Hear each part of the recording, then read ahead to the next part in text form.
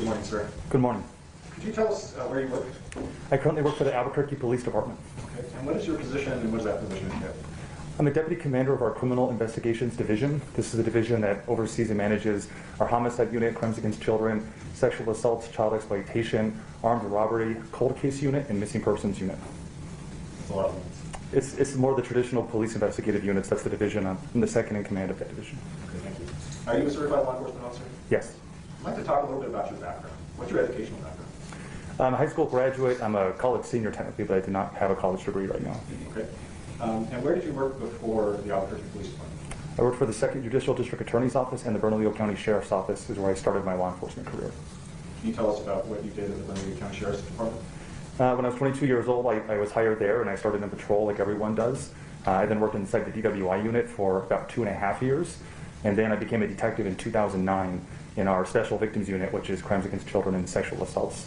About a year into that, I got offered a position at a brand new task force that dealt with digital forensics, which meant when we had evidence of a crime that was a computer file, whether it was on a phone or a thumb drive or a laptop or a server, my team would help go in, secure that evidence, and help analyze it to assist in criminal investigations.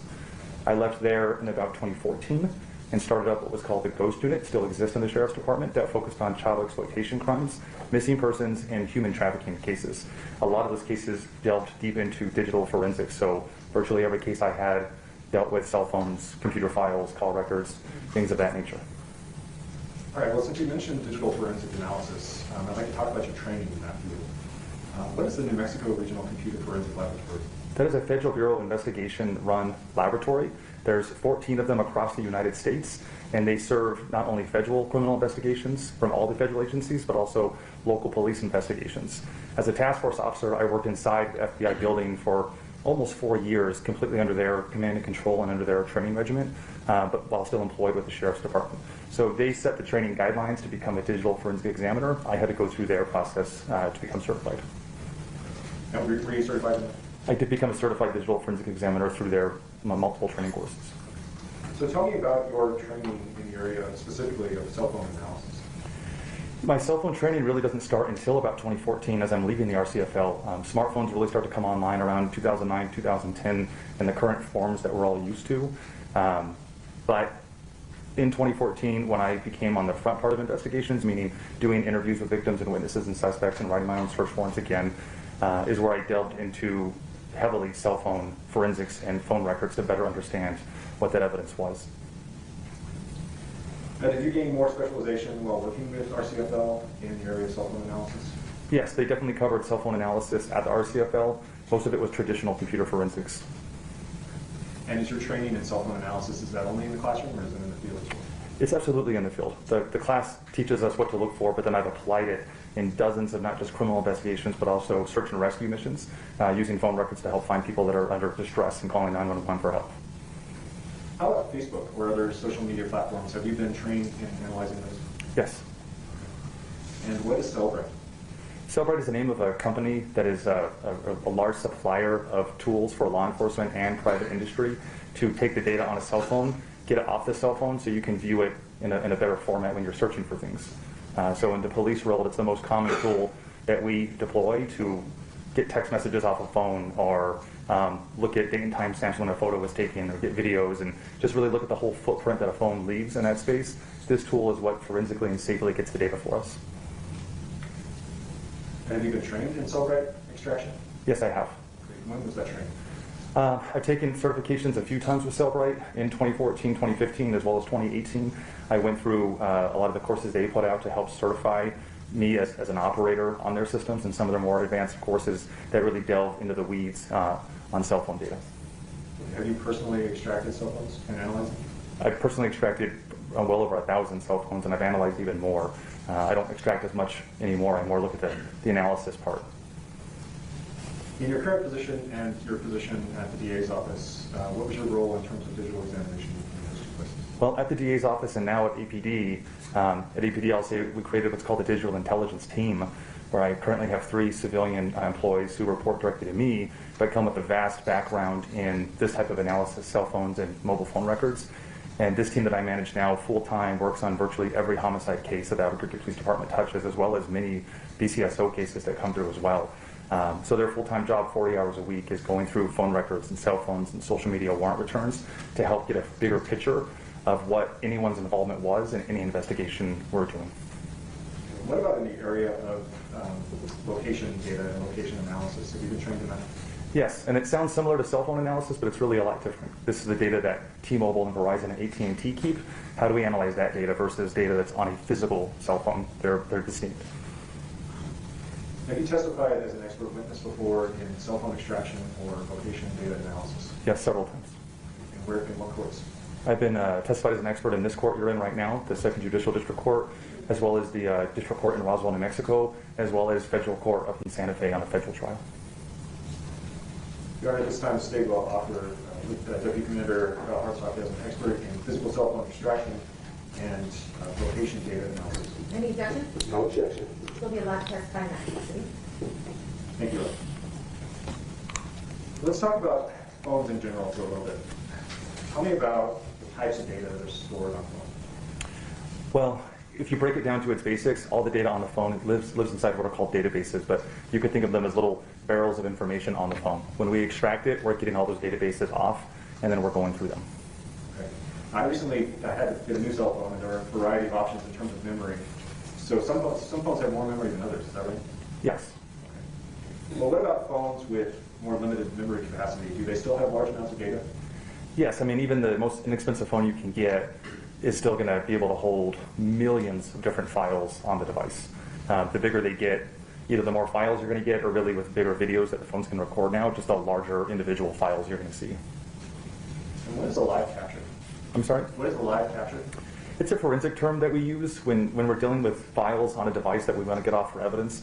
Police always want to keep evidence in its original state as much as we can, whether it's a knife with blood on it in a crime scene or a picture on a cell phone.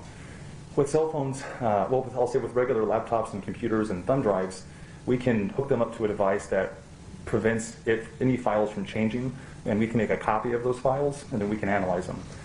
With cell phones, we can't do that. The memory is different inside of the phone, so we have to do what's called a live acquisition, meaning the phone is like powered on, ready for someone to use it. That's when we hook a Cellbrite device up to it, and it gets off as much of the information as it can, but it rarely can get all of the information off, and that's just by design from cell phone companies. They hard lock out certain regions of their phones that we're virtually never able to get into. Okay. You talked a little bit about the Cellbrite as the software that you use for cell phone extraction. Can you tell us a little bit about how that works when you actually get the extraction report back? How is that organized? How's the information organized? And how do you analyze it? Yeah, I mean, it opens up on our computers, not like Facebook, but similar, that if you went to your own Facebook, you could click photos and just look at all your photos you've ever uploaded, right? Or see all your videos you've ever uploaded, or maybe all the places you've checked in before on Facebook or Instagram. That's how this is organizing it. It puts everything into a category. This is a photo. Here's all the photos. We can look at all the pictures in one space. This is a video. Let me look at all the videos in one space. But that's going to do it for every type of function on a cell phone. Here's all the text messages, all in one place, right? Here's all the contacts. Here's all the social media logins that we can find. So what the tool does is it breaks everything into categories, which makes it easier for us to review and find quicker what we're looking for. When you examine cell phone data, are you looking for a baseline, or how do you go about it? What's your first step in the analysis? The first step, in whether we're looking at an actual cell phone or the records from T-Mobile, for example, we want to understand who is our user, whose records are we looking at, whether it's a text message conversation or phone tower records that show a phone moving around Albuquerque. So we want to create a baseline of behavior by the cell phone device to its carrier or by the person using the actual device. So we review those records, right? On a physical cell phone, we're going to be looking at text messages, what social media accounts are logged in. We're going to look at the email address and the way it's formatted. A lot of people use their name in their email address, right? So what name is in the email address? Who do they save as mom, right? They save a contact as mom. What phone number is it? Is that this person's mom? We're going to use a lot of that type of technique to say, okay, I do believe this is Kyle Hartsock's device because this is his mom, this is his wife, here's a picture of him holding the phone, taking a selfie, I'm looking at this phone. We want to understand who's our user. And so when you say you want to understand who the user is that only to identify whose phone it is, or is it also to see what their habits are? Well, it's both. It's both, because obviously if I'm going to prepare a forensic report and testify in court, I can't just tell you a text message. I need to tell you who likely sent that text message. Otherwise, there's no context to what I'm saying. And two, when we look at especially violent crime investigations, we tend to find that there's anomalies in people's behavior and how they use their phone, whether it's who they call or how the duration of those calls or where they travel to or who they text. with the violent crime. A lot of the crimes in Albuquerque that we investigate don't have a lot of planning beforehand. So we tend to see behaviors become really erratic around the time of the crime. So we want to understand what's the baseline behavior, how does that behavior stay the same or change when the crime occurs. Now you mentioned earlier that examining location data is different from the physical cell phone extraction. Yes. It's a different analysis. So tell us a little bit more about that. How is that used for criminal cases? How is that used in other areas? Well, phone record analysis is us interacting with, there's 4 main cell phone carriers. They're kind of merging right now, but you'll know them as Verizon, AT&T, T-Mobile, and Sprint. Now there's other carriers like Metro PCS and TracFone. They're all owned by one of those 4 big companies. Virtually all of them are owned by one of those 4 big companies. Those 4 companies combined own 99% of the cell phone towers that exist in the United States. So for law enforcement, we're only interested in working with those 4, because if we need to know where a phone device is or was or currently is right now, we work with those companies to provide us that data. And again, we've used it from criminal investigations to look in the past of where a phone was. We use it for missing person investigations to find out where someone could be right now or where they were last seen. And we use it on search and rescue missions when someone's calling police or family to say, I'm lost, I need help. We're going to use these companies and this information to try to go and find them. You mentioned working with the 4 major cell phone companies. Is this only cell tower data that you're working with, or are there other types of location data that you? Oh no, they can give us more than just cell tower information. And we don't only just work with those companies. We work with Google. We work with Facebook, Snapchat. I've worked with Airbnb to help tell me where reservations were to help locate an endangered child at one point. So we can work with any of these companies who might be able to share with us information for us to find a person. Okay, and so when you work with a company like Google, for example, what kind of location data do they provide? Google does keep location data on many of its users with their consent. They track phones with Google accounts logged in 3 different ways. One is by the GPS on the device, which can give a very accurate measurement of where that phone is. Generally, I've seen it as accurate as within 4 meters. That's about 12 or 13 feet. They can tell where a phone is. They also do it by Wi-Fi networks, meaning the wireless networks that are all around Albuquerque, for example, most of them don't move, right? When you think of your own Wi-Fi network in your house, how long has it been there? Google creates maps of all the Wi-Fi networks, and they know approximately where they are. So if a user drives by your Wi-Fi network every day on their way to work, they don't have to connect to your Wi-Fi network. It just has to see that it's the same name that it's familiar with. Google's going to associate you with that address at that time of day, right? Not down to 4 meters, not that specific, but it's going to say, yeah, within probably about 100 feet or 200 feet, we know this phone passed by this area. The third way and the least accurate way is by the cell towers. Cell towers in urban areas like Albuquerque are about 3/4 of a mile to a mile apart for most carriers. There's over 700 cell towers in Albuquerque with the 4 carriers. Google can also use that data to triangulate approximately where your phone is. But when they do that, we see that they're sometimes only accurate as about half a mile or 3/4 of a mile, which is a really big, if you draw a circle that's 3/4 of a mile wide anywhere in Albuquerque, tens of thousands of people live there, right? So that's not very helpful to us. It can get us in the area, but not really specific. Okay, so you mentioned GPS, Yep. Wi-Fi, Yep. and cell towers. Yes. And you said GPS can determine up to as close as 4 meters. Cell towers more like half a mile. Did you say the range for the Wi-Fi? Wi-Fi's 1 to 200 feet is the approximate area that Google tells us of how accurate those measurements are. And let's talk a little bit more about Wi-Fi. So you said that the Wi-Fi can detect when a phone is passing by. Does the phone hook up with the router in that situation, or what happens? It does not. So the way that really computer networking works, and your phone hooking up to a Wi-Fi signal is computer networking. It's what's called a handshake in the industry. One device introduces itself to another device, sticks its hand out and says, hey, do you know me? Can we connect? Right? And what it's doing in the background is there's serial numbers involved and makes manufacturers. And think of on your own phone, right? When you added your home Wi-Fi, you told it to save this network in there. And now every time you come home, you don't have to tell your phone to connect to that network. It automatically connects, right? It's because you've already established that handshake between your phone and your wireless router at home, so they automatically connect every time. You don't ever have to take action. Well, ask yourself, how does it know to do that? The answer is your phone is actually searching for wireless networks all the time. It's doing it right now if your phone is turned on. And it's just constantly looking for other wireless networks that it's familiar with, that it's already had a handshake with, and they've agreed to connect and share data. It does it all the time. The router on the reverse is also doing this. It's sending out a signal saying who it is, looking for all the devices that it's previously connected with, making sure, do I need to connect to something right now? That's why when you open your laptop at home, the second you do it, it hits the Wi-Fi right away. If you're somewhere else, it doesn't, because it can't make that handshake, it can't connect. For Google to create these maps, your phone doesn't have to actually handshake with the network, but it does know who it is because it identifies itself. So that's what it's doing. It knows it exists, it can see it. You guys can drive around town with your Wi-Fi open and just watch network names pop in all the time. It doesn't mean your phone connected to any of them, but you can still see that they exist. Okay. And you mentioned putting your Wi-Fi identifiers into your phone. So when I do that, when I put my Wi-Fi into my phone, I also add a password that's on the back of the router. Yes. And I can see other networks in my neighborhood, but I don't have their password. So am I connecting to their routers? No, to connect and actually establish an internet connection and have that device remember your device, you'd have to have their password if encryption was turned on, and then save it inside the device. And you know, I did child exploitation investigations, so we were inside people's homes all the time with search warrants, looking at routers. You know, around 2013, 2014, almost every router started to get locked by the cable provider, right? By Comcast, by Qwest, by whoever it was. So the days of seeing open Wi-Fi networks also just went away. You mentioned that with Wi-Fi networks, the accuracy range is about 100 feet to 200 feet. Yeah, I mean, things like walls. I'm sorry. Go ahead.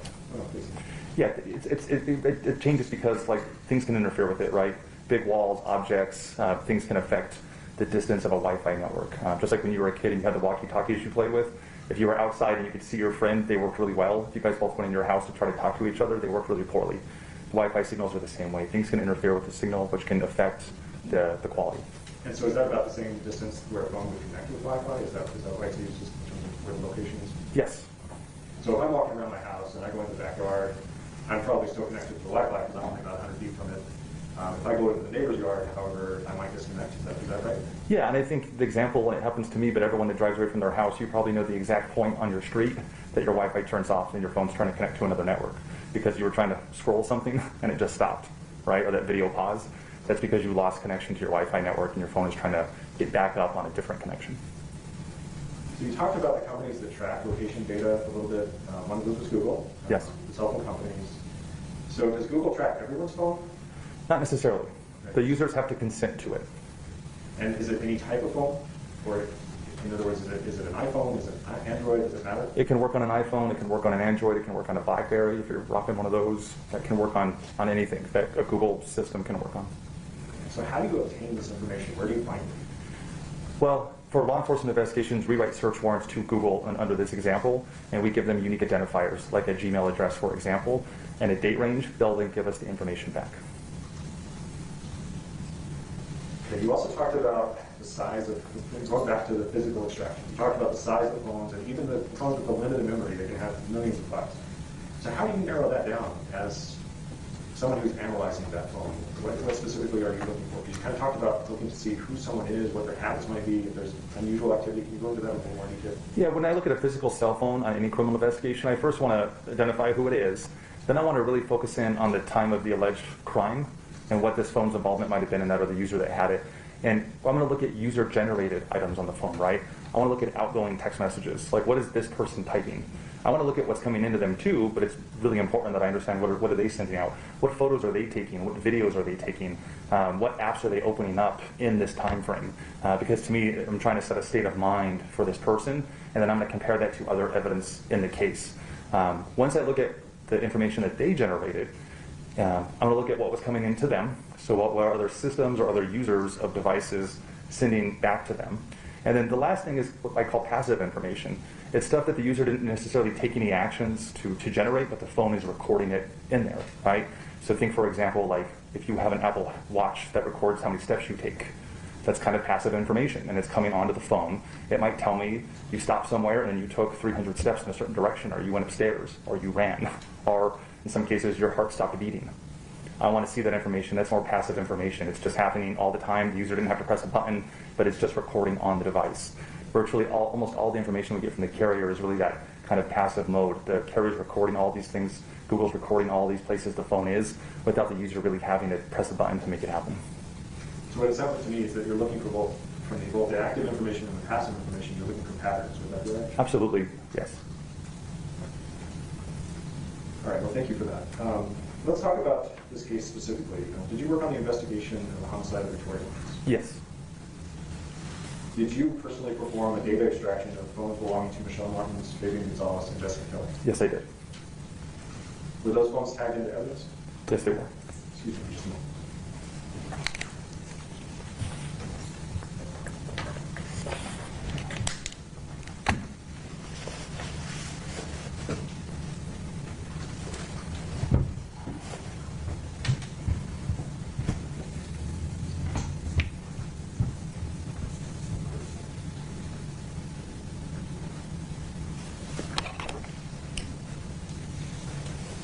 So I'm showing you what's been admitted as dates 91. Do you recognize those phones? Yes. Whose phones are those?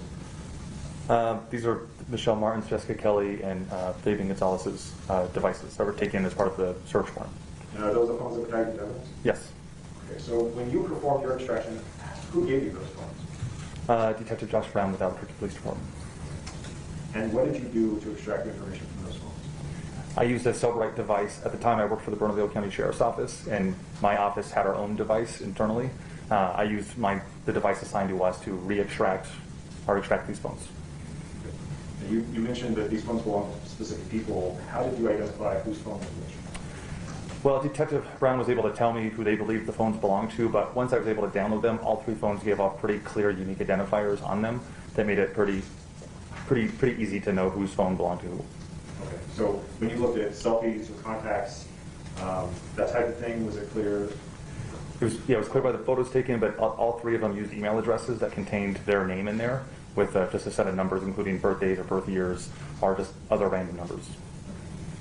And mentioning contacts, so did Michelle Martens' phone in her contacts, did it include the defendant and Jessica Kelley? Yes, it did. And Fabian Gonzales' phone, did it include Jessica Kelley and Michelle Martens? Yes, it did. And finally, Jessica Kelley's phone, did it include Fabian Gonzales and Michelle Martens? Yes, it did.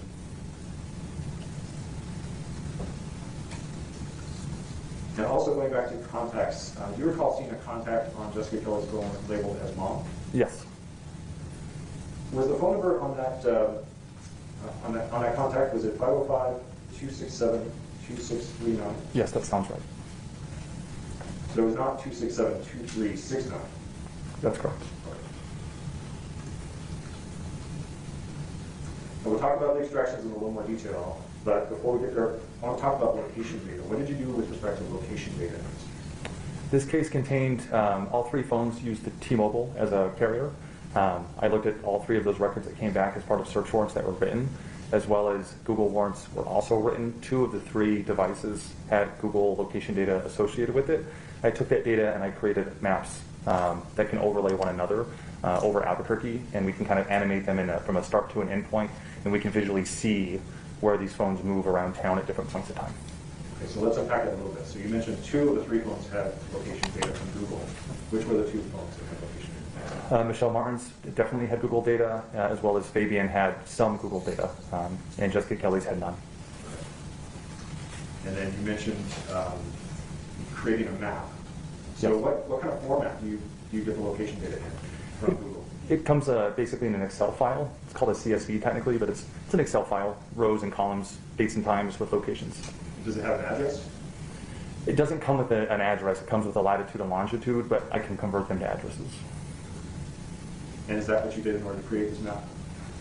Yes. I mean, I created Excel sheets that have the addresses, but I also created a Google Earth map that can just open up and visually, if you've ever been on Google Maps, which I'm sure most of you have, you can create that visual Google map that is just easier for most people to read and see.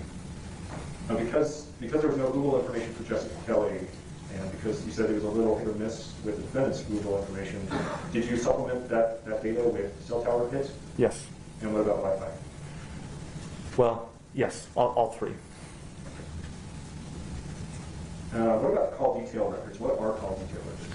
Call detail records is what your cell phone carrier keeps, showing the dates and times you made a call or received a call, what the duration of the call, what number was dialed to you or that you dialed or that you dialed out, and it will also record what cell tower you were using, which is where we derive approximate location information from. Did you obtain call detail records in this case, or were they already obtained? They were already obtained when I started to help the investigation. Did you analyze them? Yes. There are 2 other phones to talk about here. There are 4 phones here. Do you recall the one that's white and gold here? HTC phone, yes. Says HTC. Was that one of the phones we've been talking about? Not primarily, no. Now, who does that phone belong to?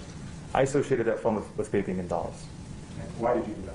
Some of the same logins were on that phone as the other phone that we associate with them. And when we see the same logins on two devices, we tend to associate them with the same user at one point in time. And did they have the same contacts as well? Yes.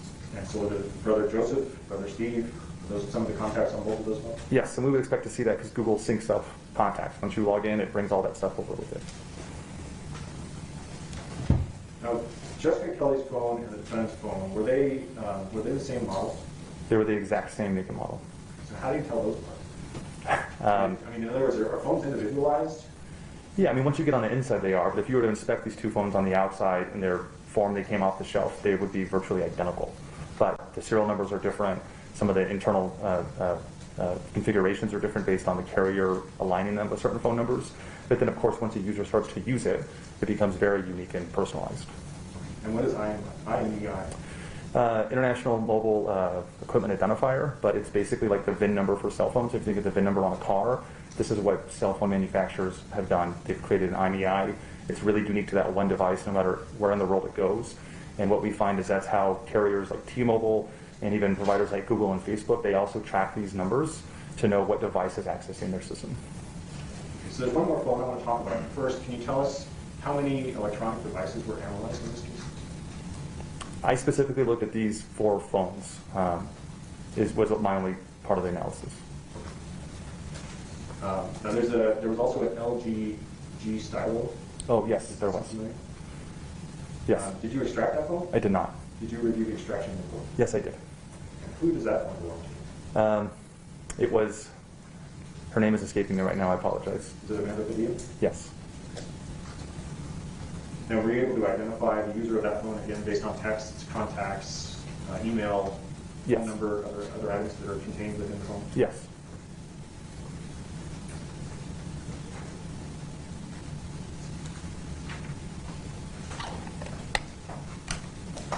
Remember that person? Yes.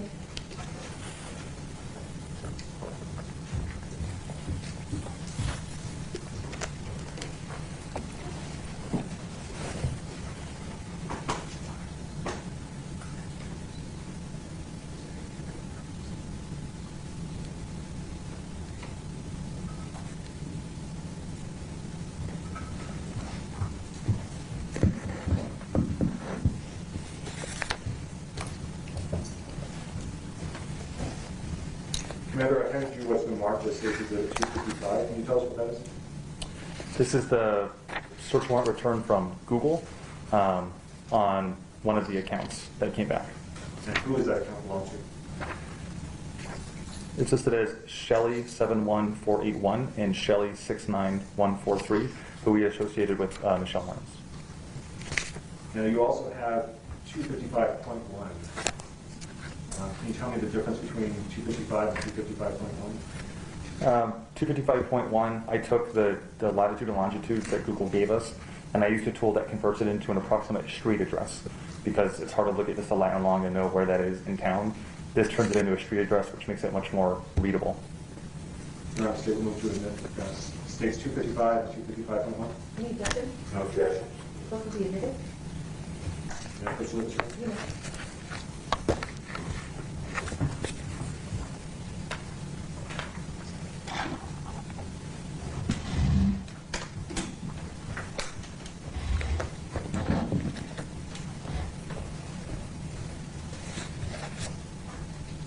Commander, I handed you what's been marked as States Exhibit 256 and 256.1. Can you tell us what 256 is?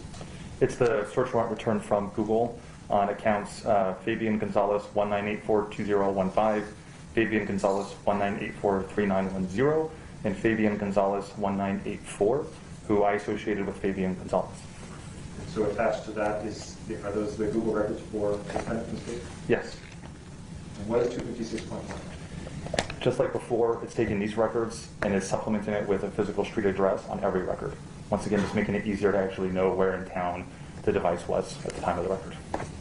Your Honor, the state moves to admit 256 and 256.1. No objection. So both be admitted?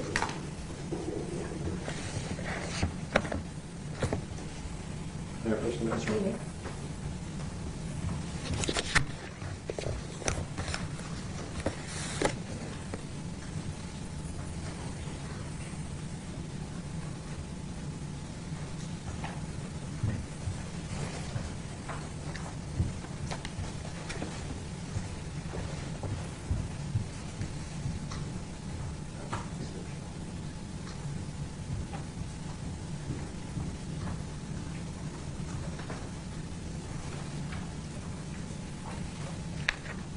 Commander, I handed you what's been marked as State's Exhibit 257. Yes. Let's talk about that one first. What is that? This is what T-Mobile sends law enforcement as a result of the search warrant. The search warrant was targeting phone number 505-582-4136. And does that phone number belong to Jessica Kelley? Yes, it does. Is that a call detail record? This is a call detail record, yes. Can you flip to the last page?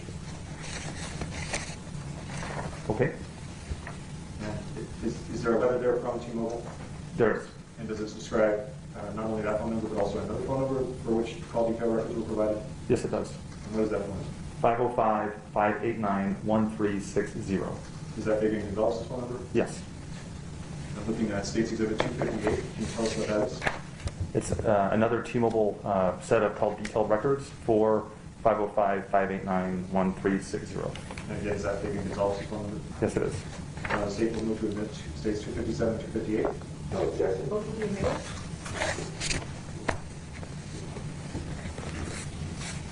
So, Commander, you have there the Google records and the call detail records. In the call detail records, does it have the cell tower? It does. Okay. So did you use all of those records to map the movements of Michelle Martens, Jessica Kelley, and Fabian Gonzales in this case in the days leading up to the homicide? Yes, I did.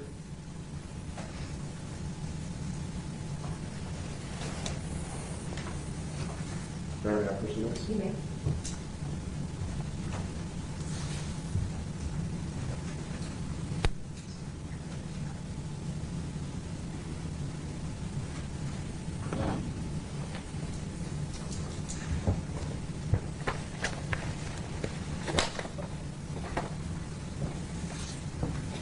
Commander Hartsock, I handed you what's been marked as State's Exhibit 254. Did you provide the District Attorney's Office the mapping that you discussed on, for purposes of putting it on a thumb drive? Yes, I did. And is that the thumb drive with the mapping? Yes, it is. Remember just a moment? You may.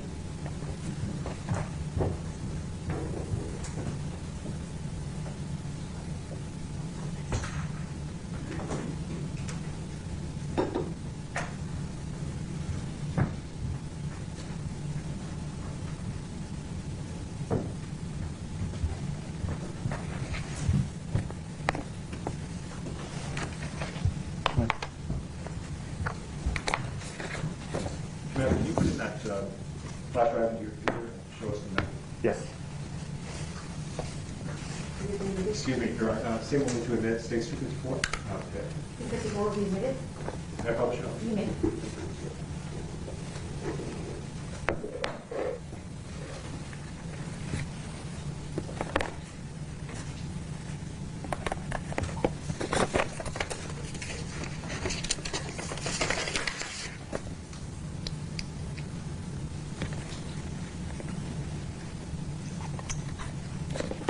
And while you're doing that, do you have these files separated by individual? Yes, they are. Is it up on yours? Not yet. Okay.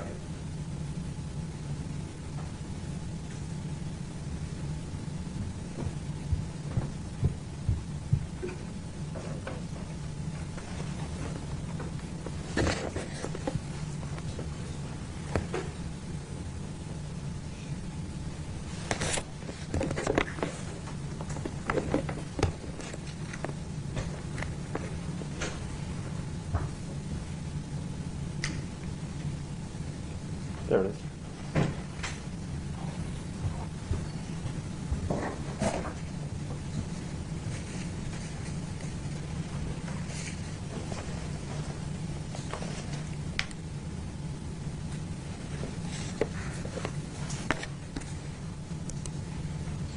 Commander, can we begin by you taking us through Ms. Kelley's location data? Or how do you have this organized? Yeah, and just to kind of familiarize the jury with what you're seeing is this is Google Earth, which is a free program that anyone can download, but it's using Google Map called the satellite view data to show an overhead view of Albuquerque, New Mexico. So we're pretty high up, but it lets us see the whole city from right here. On the left, you can see there's a folder that says records. I highlighted it, and below it says Michelle's records, Fabian and Jessica Kelley. When I hit a checkbox on any 3 of these or uncheck them, it's going to show me their records or take them off the screen.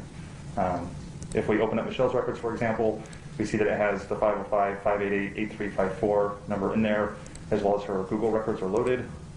Fabian has 505, 589, 1360, as well as his Google records loaded.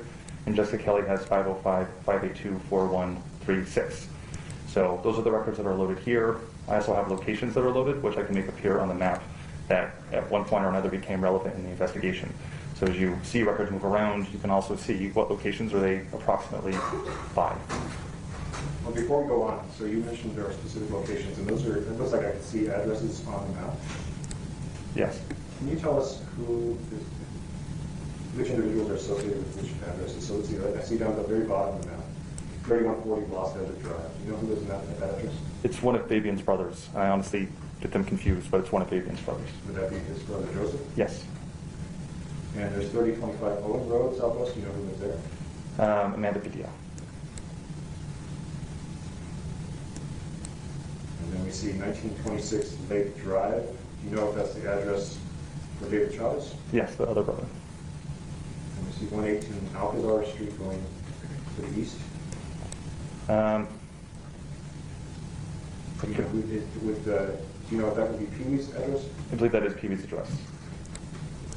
And 316 Espejo Street northeast. Do you know if that address is associated with Martin Martinez? Yes. And of course 4701 Irving. That's our crime scene, where Michelle Martens lived. Correct. And just to the west of that is 10425 Trevino Loop. Should that be associated with the defendant's brother Steve? That was another brother, yes.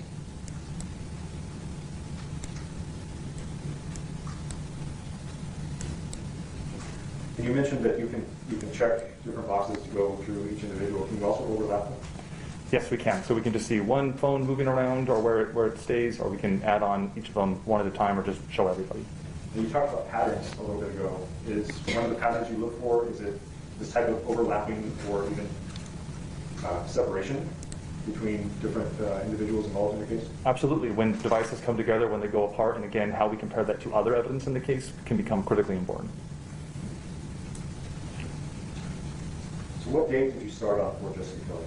The record started on August 15th and go through the call to police.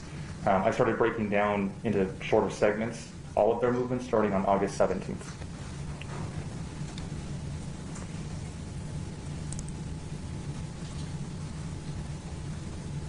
We're seeing a red flash basically in many different places in that map.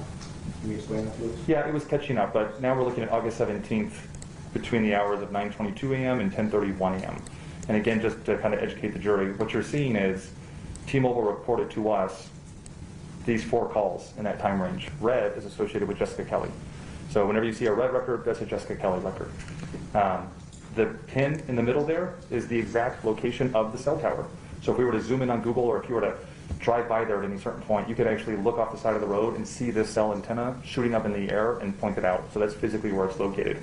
The shape you see is the program giving us the approximate coverage area, meaning the phone is most likely in this area somewhere. It can't get us any more specific than that. It could be right next to the tower. It could be at the very edge out here. It could be, almost on Kirtland Air Force Base.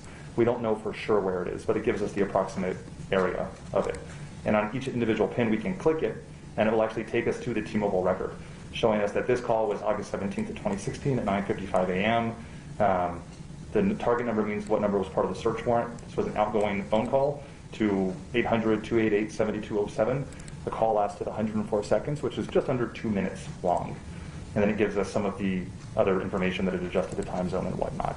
So we can get to that level of detail in this if we need to. And you mentioned earlier that cell towers can be, in terms of their accuracy for location, can be about a half mile. Yeah, half mile to 3/4 mile, it just depends. The more populated an area is, the more accurate these records get. But I noticed this is not a perfect circle, so are cell tower hits directional? They are directional. Is that how you've been able to basically minimize the distance from that cell tower to the end of the circle? Yes, you see the line that comes out from the pin to the edge? That is the direction the antenna was facing. So the cell tower might be on the top of a building or a pole, but if you actually look up top, there's 3 antennas, that point 3 different directions, almost like a slice of pie in each direction. And they're responsible for covering that area of it. So that's what tells us the antenna that was being used wasn't pointed towards the Sandia Mountains, for example. It was pointed really towards the southwest or west Albuquerque. So the phone would likely be in that area. So do you have an animation that will basically take us through the, several hours of that day in terms of Wednesday, August 17th for Jessica Kelley's movements? Yes. Every time we double click down here, it's going to advance us about 2 hours. And you'll start to see the red blips kind of show up and disappear. Like you saw it right there, that's telling us the phone is moving. And again, we're moving forward in time. This is the 17th at around 2:19 p.m. We go to about 4:31 p.m. The phone kind of went into the downtown area and back to the southeast part of Albuquerque. Now at 6 p.m., it's down here near Gibson and I-25. 7:43 p.m., it's staying down in this area. 9:19 p.m., there's some movement, but it's really staying down in this area. We're now about 10:31 at night. The phone is staying there. And again, every red blip you see, that is a phone call or some text message that T-Mobile is recording. So they're not just passively tracking the user is doing something that's generating this location record. We now cross over into August 18th. Around the middle of the night, we see the phone start to move east in southeast Albuquerque. Now we get to about 1:43 a.m. The phone has definitely moved locations from down there near Gibson and I-25 over here near the Alcazar address. And this is actually a really good representation of the 1 tower to 3 antennas, right? You can see it's close to a circle because the phone is using all 3 of these antennas in a short span of time. Are you familiar with that part of town? Generally, yes. So is that close to the Louisiana, San Pedro area? Yeah, if we come in, that is Central Avenue is right here, and this is Louisiana. And the Alcazar address is right near that intersection, and the cell tower is 1 street south of Central, it looks like. Is that also close to the Dallas Casino? Yes, this is the, if I take these records off, you can see here's the state fairgrounds with the racing track right next to it, and the casino is this building on the southeast or bottom right corner.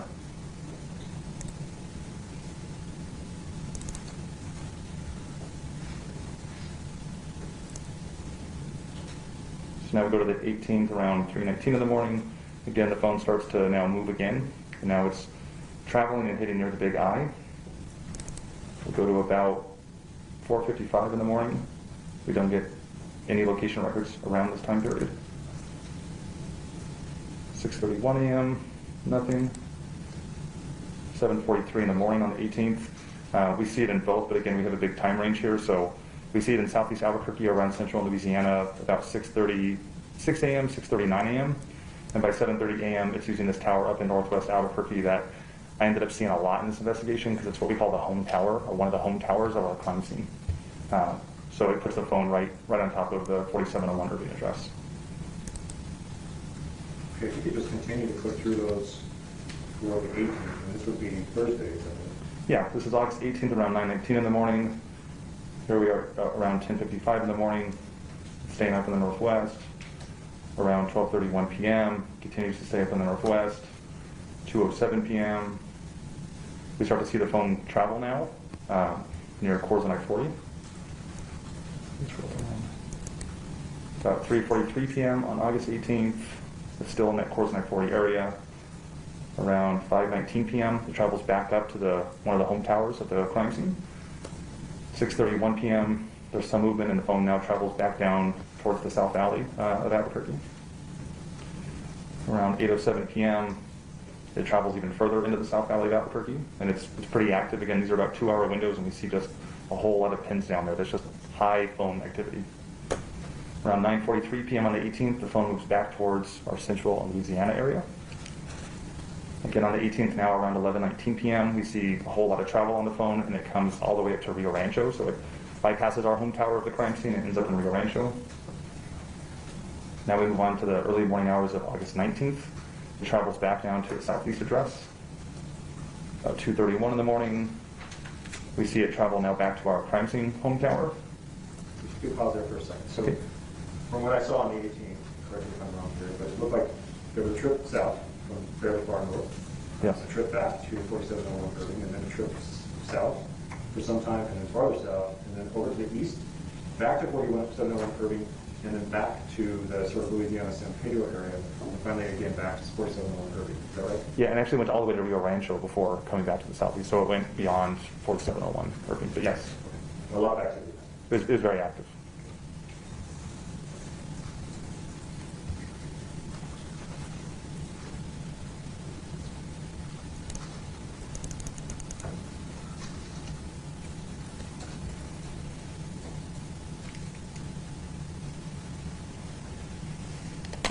Keep scrolling through, I'm sorry. You got it? Around 4:07 a.m., we see the phone is staying on that home tower by the crime scene. Around 5:43 a.m., we don't get any registered activity. About 8:07 a.m., we start to see activity on that home tower, and the phone is definitely traveling. Now it's near I-25 in Candelaria, that area. About 9:19 in the morning, it's now kind of goes all the way south on I-25 near Gibson, comes back around and ends up at that central Louisiana address. About 10:55 a.m., we see the phone then makes a trip back up to our home tower of the crime scene. 12:07 p.m., the phone is pretty firmly at that home tower of the crime scene, one of the home towers. 1:43 p.m., we definitely see some travel kind of south on Coors, across the interstate, and ends up back at that central Louisiana tower. 3:19 p.m., is pretty firmly at that central Louisiana tower. 4:55 p.m., it's now traveling east on Central, not a tower we see a whole lot so far in this analysis. 6:31 p.m., whatever that trip was, the phone came right back to our central Louisiana area. Now we go to 8:31 p.m., around that time on the 19th of August, the phone has traveled back up to our crime scene off Irving. On the 19th at around 10:07 p.m., there is some traveling going on. We can see towers are moving in that area. It's not the travel of a great distance, but there's definitely some movement away from those home towers. At 11:43 p.m. on the 19th, the phone is pretty firmly at the home tower of our crime scene. Now we move into the early morning hours of August 20th. Before we get to August 20th, are you able to switch individuals on this fairly easily? Yes. So if we can go back to, now that we've established sort of a baseline here with Jessica Kelley's movements, can you go back to the 17th, which is Wednesday, at roughly about 10 p.m. for Michelle Martens? Do you want just hers? Yes. There's some overlap. What color is Michelle Martens? Her Google records show up in yellow. And just to kind of give the jury, it's going to look different than your cell phone records. You're going to get these circles. Because Google isn't using antennas that face a direction, they're using information from the phone, right? So the circles represent a radius that Google gives us, saying how accurate do we think this record is.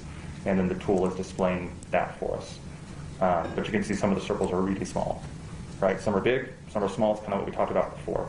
But here's like the apartment complex, for example. And there's that Wi-Fi source telling us it used a known Wi-Fi network to Google to approximate the location of this phone. So her Google records show in yellow. And just so we don't have to rely on our memory, why don't you go ahead and overlap that with Jessica Kelley's records? This is around 8:40 p.m. these records up here, and around 9 p.m. down here. You want it a little bit further, you said? Yes, starting around maybe 10:30 p.m., 10:30. Oops, hold on. What's not? Let me just fix this. The 17th? Correct.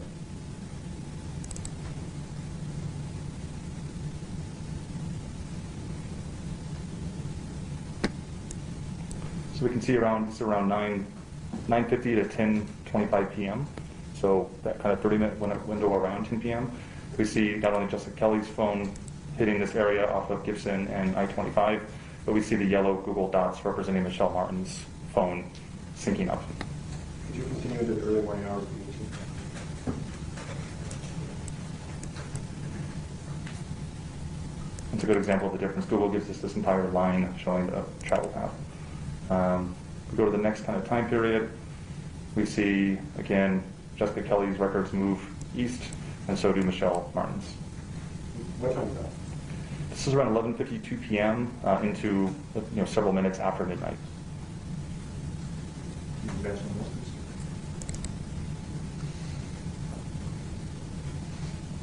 This is around 1:43 in the morning, and we can again see the records are just constantly overlapping one another. So at 1:43 a.m., Michelle Martens' phone is still around the Louisiana San Pedro area. Yes. And if we were to zoom in, we can get real specific on where her phone is. Keep going. About 3:19 a.m. We can see Michelle Martens' phone clearly traveling home, essentially. Jessica Kelley's phone is also moving as well, and there's at least some overlap, which could indicate they're traveling together. And the 6:30 area.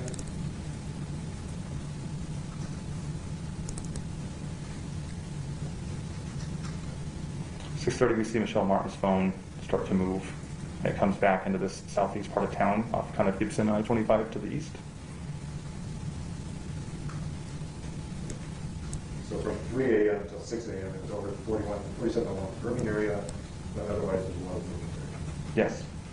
Okay, now if you could take off Michelle Martens from this next day and overlap Jessica Kelley and Fabian Gonzales for the 18th, Okay. starting around noon or so. You got it. Let me just get a little bit here.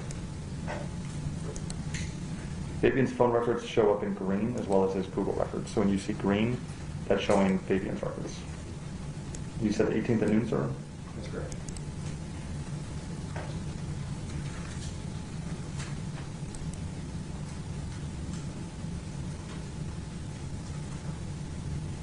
Okay, the 18th around noon, we show Jessica Kelley's phone hitting off this home tower of the apartments, and I don't see any records for Fabian. All right.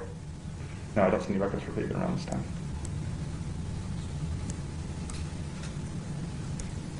Can you advance short to the early morning hours of the 19th? Yes. Just go ahead and click each of those from the noon. Got it. So now we go to about the 2 o'clock hour. You see her phone starting to come down here to the south part of Albuquerque. Then around 3:43 p.m., more movement on Jessica Kelley's phone. 5:19 p.m., goes back to the home tower. 6:31, it's moving again down south. You mentioned there were some Google records for the defendant that were not available. Is that right? Yeah, just Google didn't report all the times for us. And what about cell towers? Are those available for that day? If you look at states 258, I believe, which is in front of you, the call detail records for 589. Yeah, they started on the 21st for Fabian's phone records, on August 21st. So if Google didn't report during this time, we didn't have T-Mobile records either, so we just can't say where his device is. Okay, so let's go to, because we don't have the records there, let's go to 8:20, starting at noon with Jessica Kelley and Fabian Gonzales. Okay. And now you can see the green start to show up.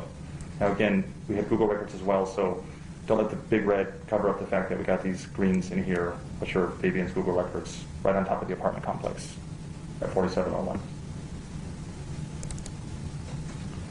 That's August 20th, around 10:30 in the morning. We go to 12:07.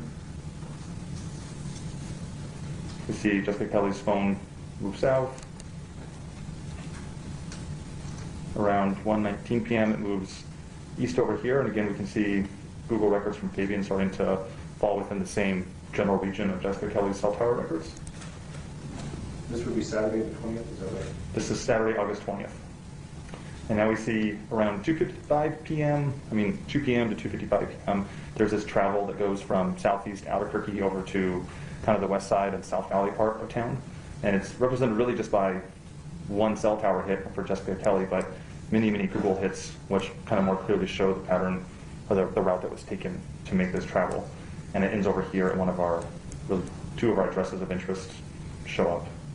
One on the Lost Desert Drive, and one that's very close to our own address. We go to 4:31 p.m. Both devices for Fabian and Jessica travel back to the east side of Albuquerque.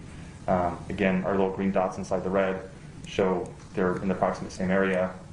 And then we see what appears to be both devices traveling back up and arriving about 4:31 p.m. up here at 4701 Irving.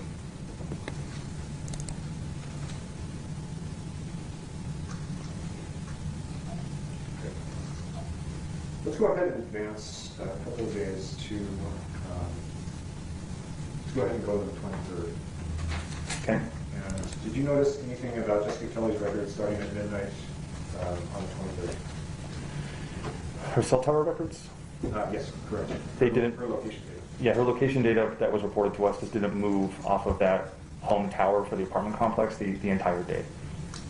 Well, we've seen a sample here of the 18th and the 19th. Do you know if her movements on the 20th and 21st were, and even the 22nd, were similar in terms of going all over the city? Yes, she is. Yeah, her phone is moving all around the city every single day until the 23rd, and this is where we talked about anomalies and looking for changes of pattern behavior. On the 23rd, her phone just sticks on the 4701 tower. It makes very few calls or receives them, and it doesn't move the entire day until police arrive and take her phone the following morning. That's the next movement we see is when we take the phone. So let's go through the movements of Michelle Martens and Fabian Gonzales on the 23rd. Okay. Starting in the morning.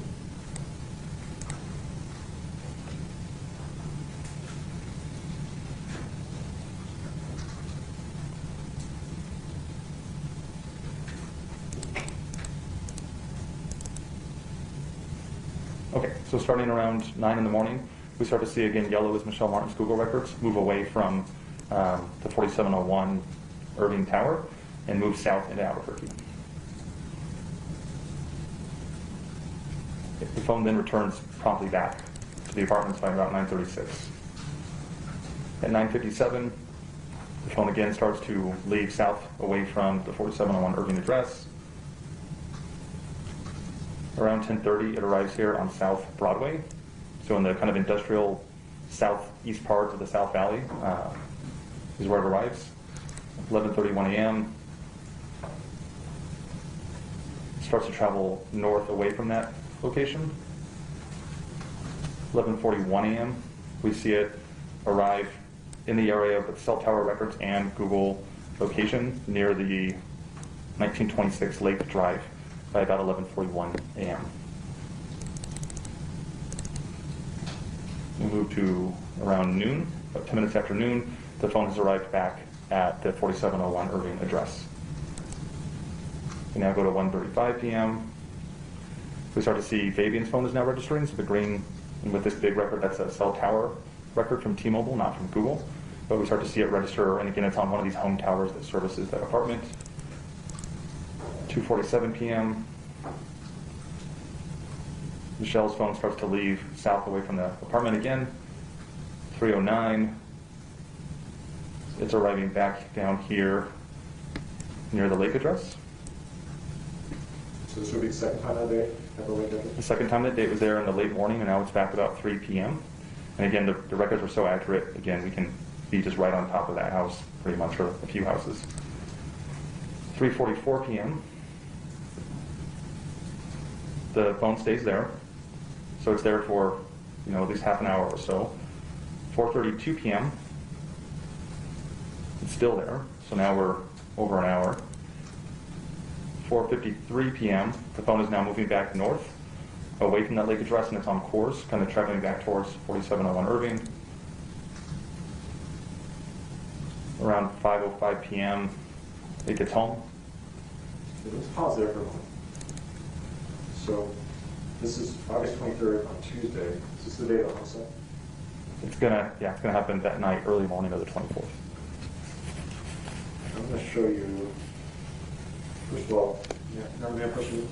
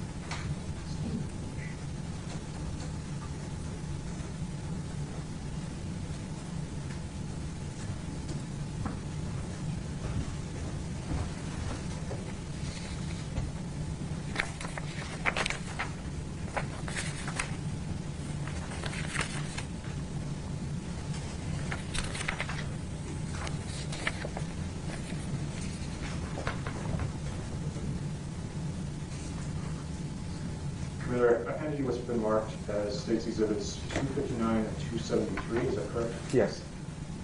Can you tell us what 259 is? 259 looks like it's from the Cellbrite phone extraction of Fabian's phone.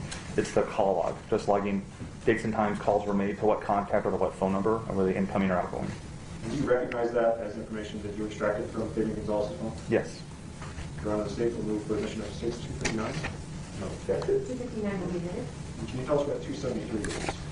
273 is also a Cellbrite extraction, but this is of Michelle Martens' cell phone, and it's showing SMS messages, which means text messages. So it's the content of the messages, the to and the from, and the date and time it was sent. Do you recognize that as information you extracted from Michelle Martens? Yes. Your Honor, the State moves for admission of State's 273. No objection. 273 will be admitted. Your Honor, may I publish? You may.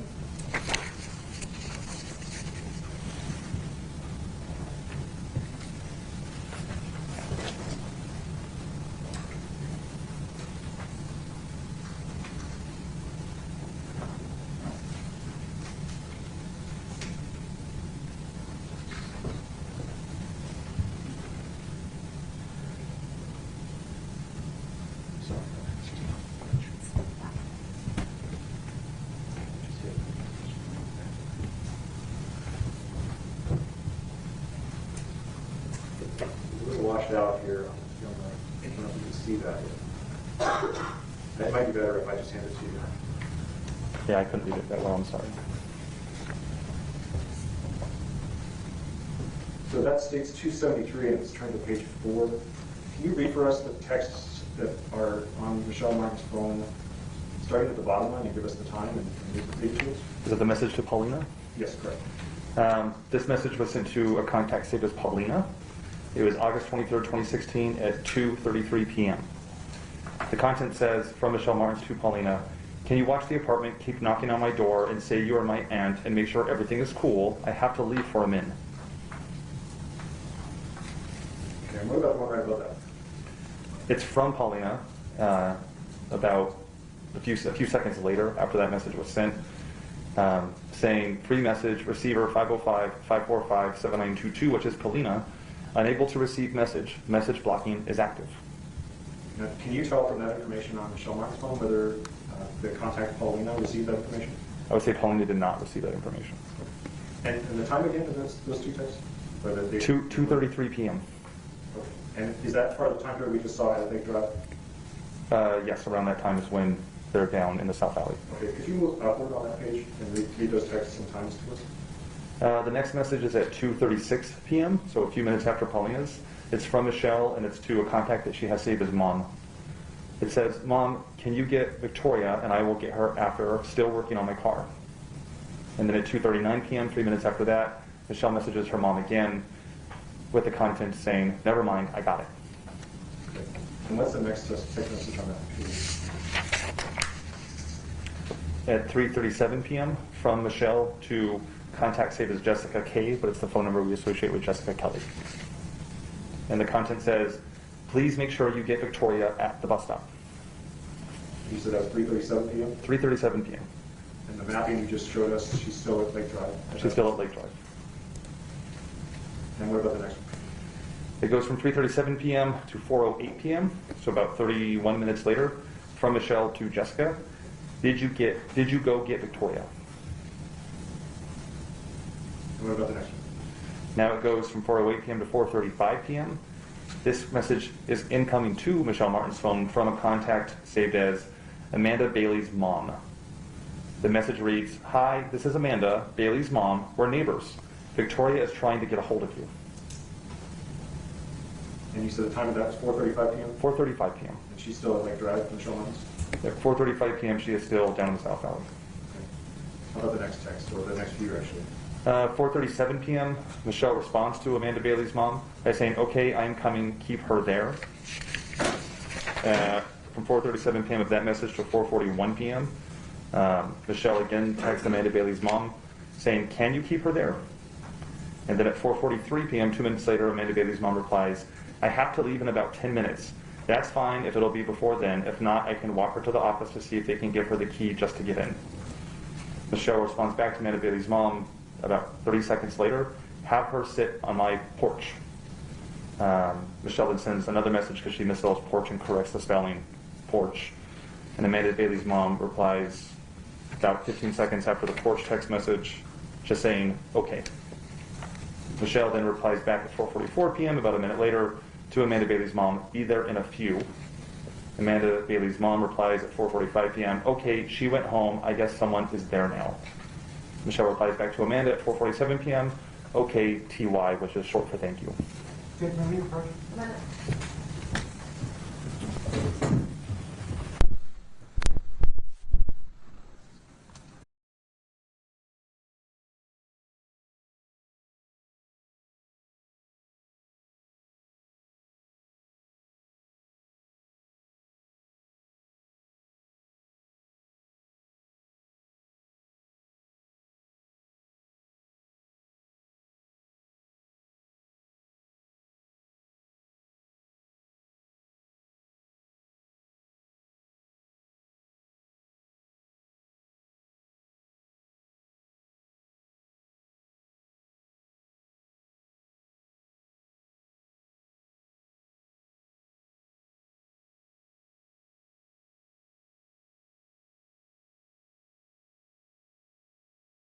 Then you see by 5:04 p.m., by 5:05 really exactly, is when Michelle Martens' device arrives at the apartment. Okay, so let's pause there on the 23rd and talk a little bit more about getting a picture of the person whose phone they're analyzing. Do you remember that person is? You may.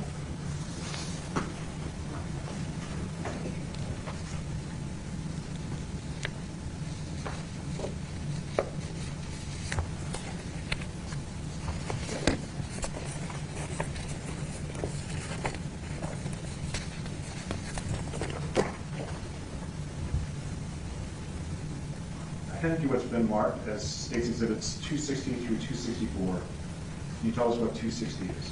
260 is a cell right report of a text message conversation from Michelle Martens' phone. And do you recognize it as information that you extracted from her phone? Yes, it is. Tell us what 261 through 264 are. 261 is a photo taken off one of the devices that shows, well, it's a photo taken off one of the devices that I extracted, as is 262, as is 263, as is 264. They're all photos taken from cell right phone extractions. And do you recognize those photos as photos that you extracted from Jessica Kelley's phone? Yes. We're on a table move for admission of 260 through 264. No objection. 260 through 264 will be admitted. Is there any public? You may.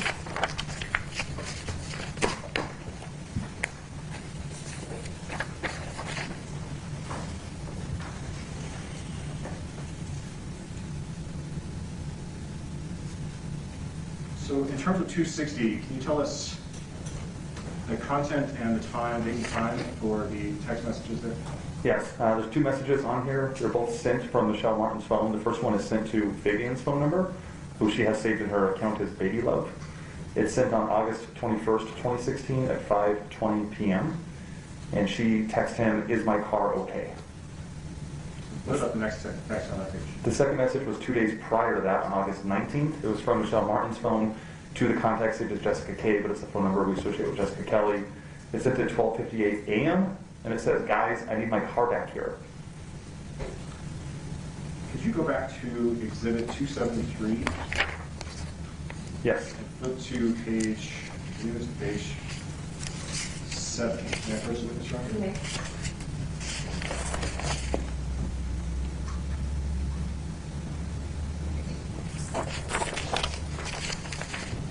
Starting in the middle of that page, can you read the three texts that are there and tell us who they're from and what the date time is? Yes. It's the first, is it the one to Michelle and Mom you want me to start on, sir? No. I'm sorry.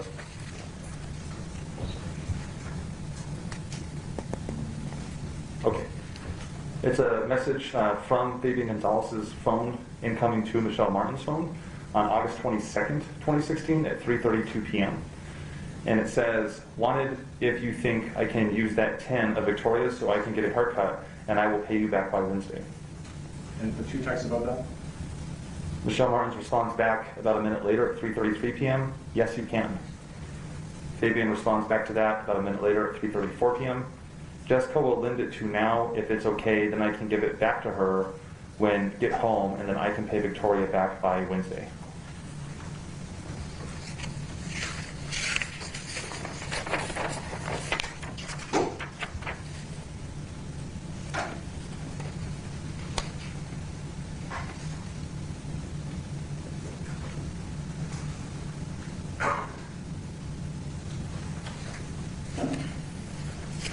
Showing you what's been admitted as State Exhibit 261.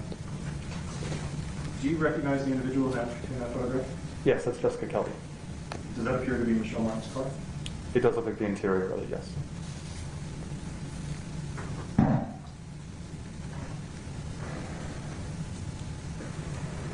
States 262, do you recognize the individual in that photograph? That's Jessica Kelley with the green Celtics hat on the right side as I'm looking at it, and on the left is Fabian Gonzales. And again, does that appear to be Michelle Martens' car? Yes.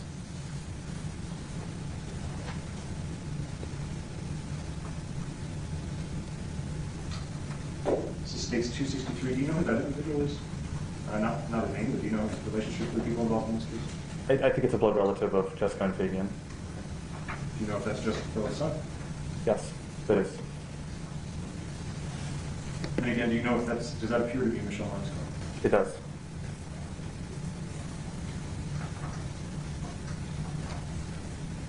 Fine, States 264.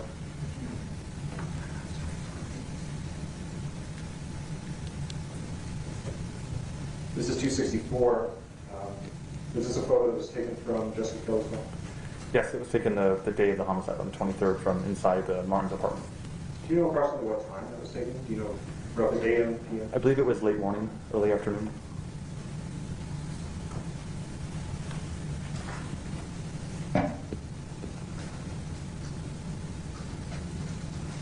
Going back to States Exhibit 273, if you could turn to page 8, please. Okay.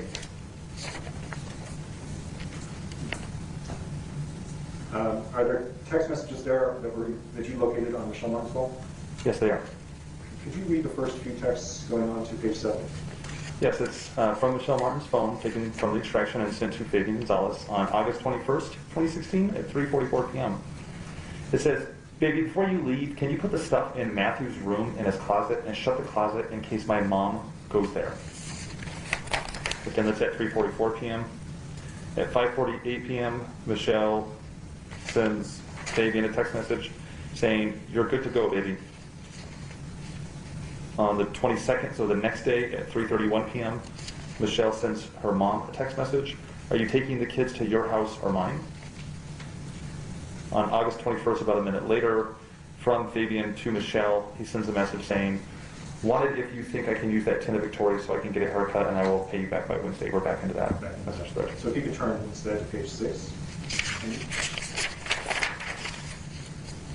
Okay. From the bottom. This is a message from Fabian to Michelle's phone on August 22nd at 4:52 p.m. It says, "Baby, what's up?" On the same day at 5:13 p.m., so about 20 minutes later, Michelle messages her mom saying, "Are you going to your house?" Her mom replies a minute later, "Yes." Michelle at 5:14 p.m., again, right after her mom replies yes, sends a message to Fabian saying, "I'm waiting for her to answer me." And then about 1 minute later, Michelle texts Fabian, "Okay, babe, go to the house." You remember that first one? Okay.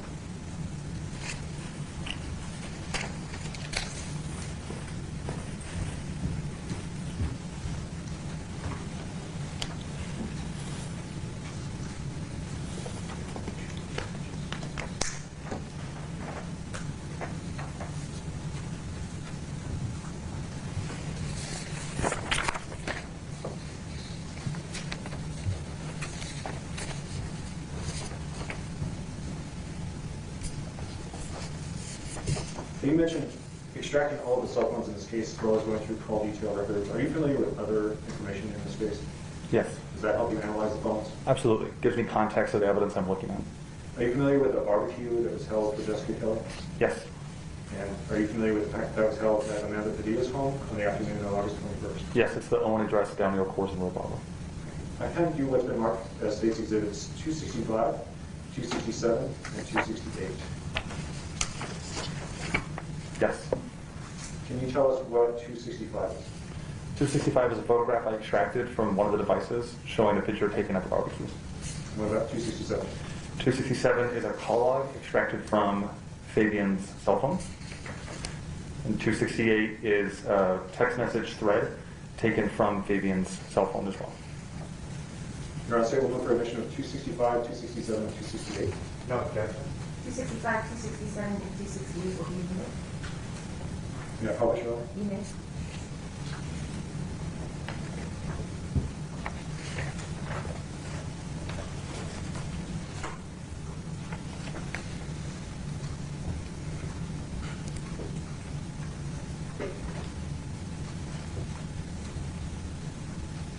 On the screen, it states 265. Do you recognize the photograph? Yes. Do you recognize the individuals in that photograph? Yes, I do. That's Fabian Gonzales on the right in all black, and he's smiling at Jessica Kelley's son. They're at the barbecue. It looks like there's some food on the table. Everyone's having a good time. If you could look at states 268, and I apologize, Commander, you're going to have some more reading to do. I'm here to read.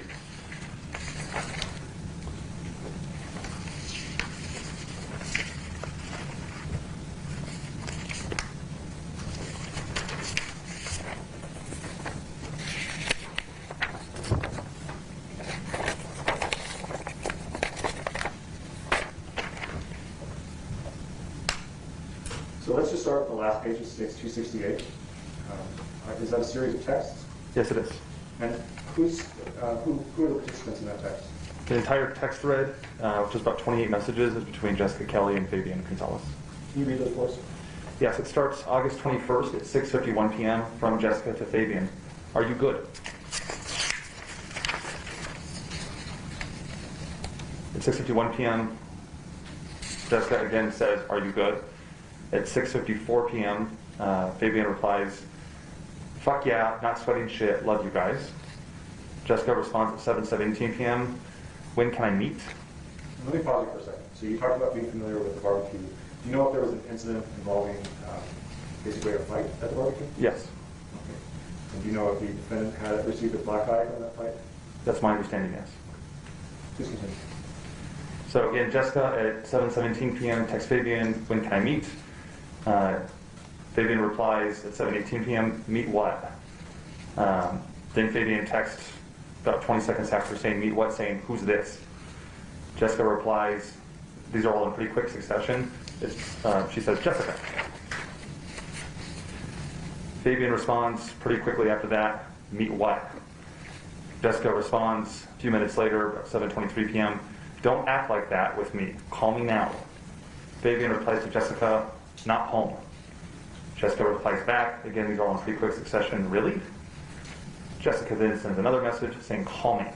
Jessica sends another message now, a few minutes later, 7:30 p.m., just call me. Jessica sends another message now, 9:54 p.m. to Fabian.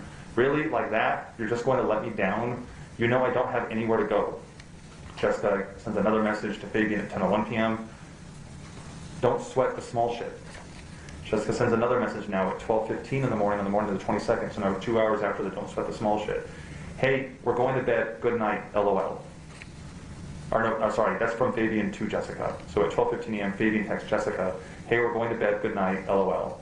At 12:22 a.m., so 7 minutes later, Jessica responds, K, I'm going to Martens. M-A-R-T-I-N-S, Martens. Fabian replies to Jessica at 12:23 a.m., okay, bye. Jessica replies at 12:24 a.m., I'm waiting for the twins and they are bullshitting. Let me stop you there for a second. Now this exchange, you talked about patterns earlier. This exchange between Jessica and the defendant, is this typical of their exchanges with each other? No. Okay, what's different about this? Again, they're together a lot leading up to this on the location records, and their exchanges are more cordial. It appears Fabian is upset and Jessica is trying to calm him down. Okay. But there's a reference there to waiting for the twins and they're bullshitting. Yes. Was there any mention of that previously in the text? No, there's not really any context to who the twins are or what's happening. Do you know if the defendant and Jessica Kelley had a phone conversation in between some of these texts?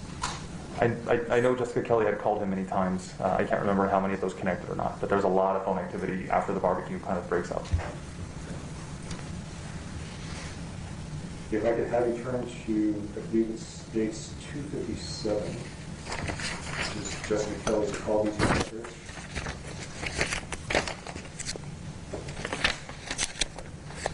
And not only are you going to have to read, but you're going to have to do math, because these are UTC time. So while you're looking for that, I want to explain to us what UTC time is. UTC time is universal time code, but it's the time that is basically it's the time that every tech company uses to track what time something happens.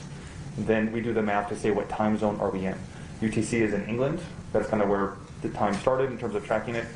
Mountain Standard Time, or Daylight Savings Time, is either 6 hours behind England or 7 hours behind England. So every time we get records from any company, they always give it to us in UTC. We always, in Albuquerque, have to subtract 6 or 7 hours depending on what time of the year it is with Daylight Savings Time. If you could look on Jessica Kelley's call detail record for phone call from 8/21, and this would be UTC correct time of 10:56 p.m. So I need to do the math and find 10:56 p.m. Is that what you're telling me? That's correct. Okay. So that will be at is that 4:56 a.m. Is that correct? I believe so. Yes.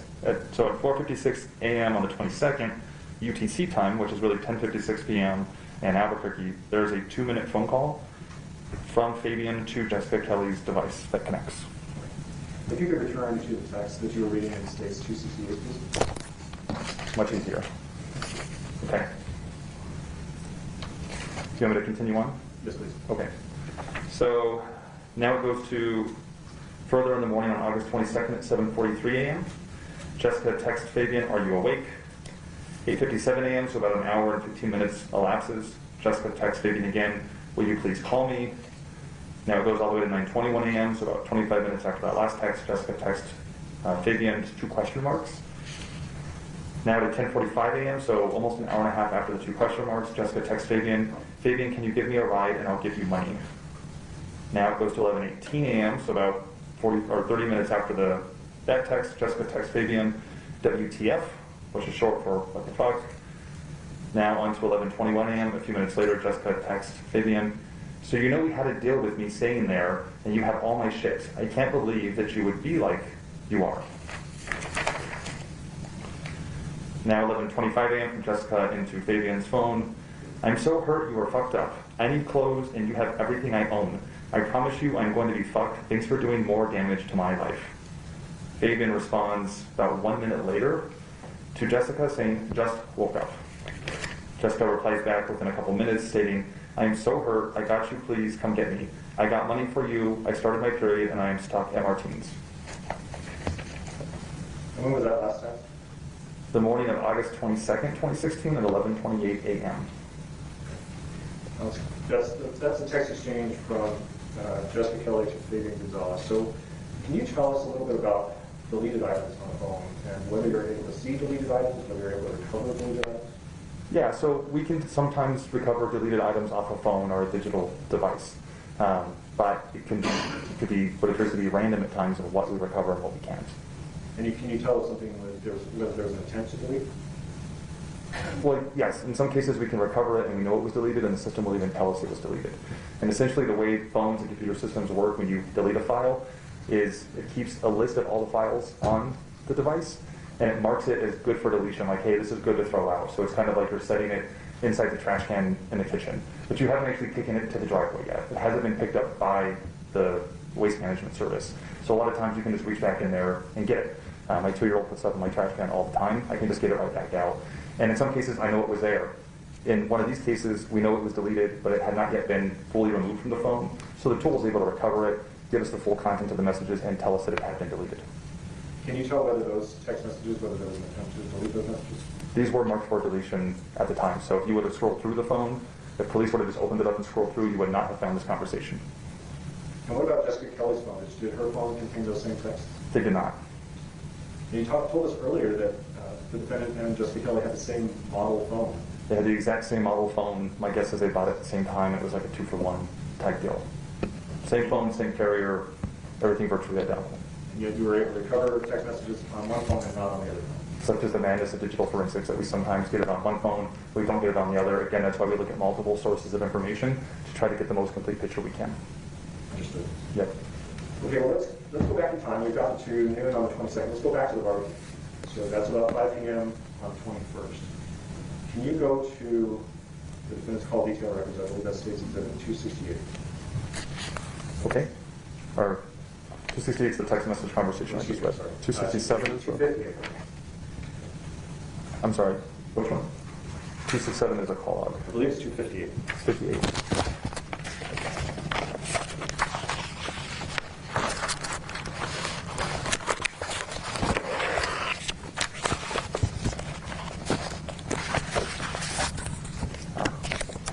I need more files.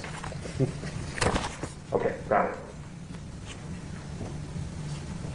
And can you turn, on those call detail records, can you turn to the date of August 21st? And again, you'll have to correct the UTC time, but turn to 5 p.m., which I believe would be 11 p.m. as reflected on the records. Yes. So the actual time would be 5 p.m., is that correct? Yes. That's correct. Is there something noteworthy about the defendant's phone records at that time? I mean, the phone usage just increases by a very large factor. And who's he calling? He's calling a variety of numbers. I mean, some of them are repeating themselves over and over again. But what's really important, too, not just in how many calls he's making, but a lot of these calls are very long in duration. Some are approaching 10 minutes long each, which, if you think about how long you're on a cell phone call, 10 minutes is a very long phone call to be on. So we see the total number of calls really increase, and the length of the calls go up. Is there one particular number that he calls the most frequently? Now, let's say an hour after that.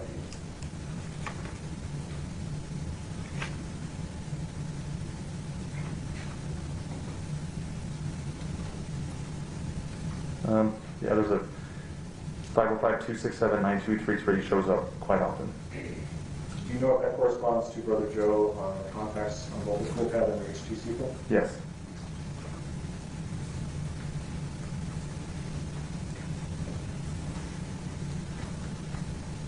If you could turn to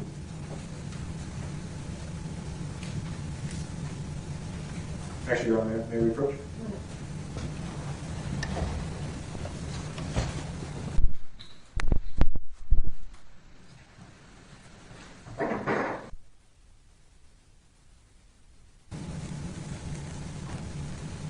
And first link. You may.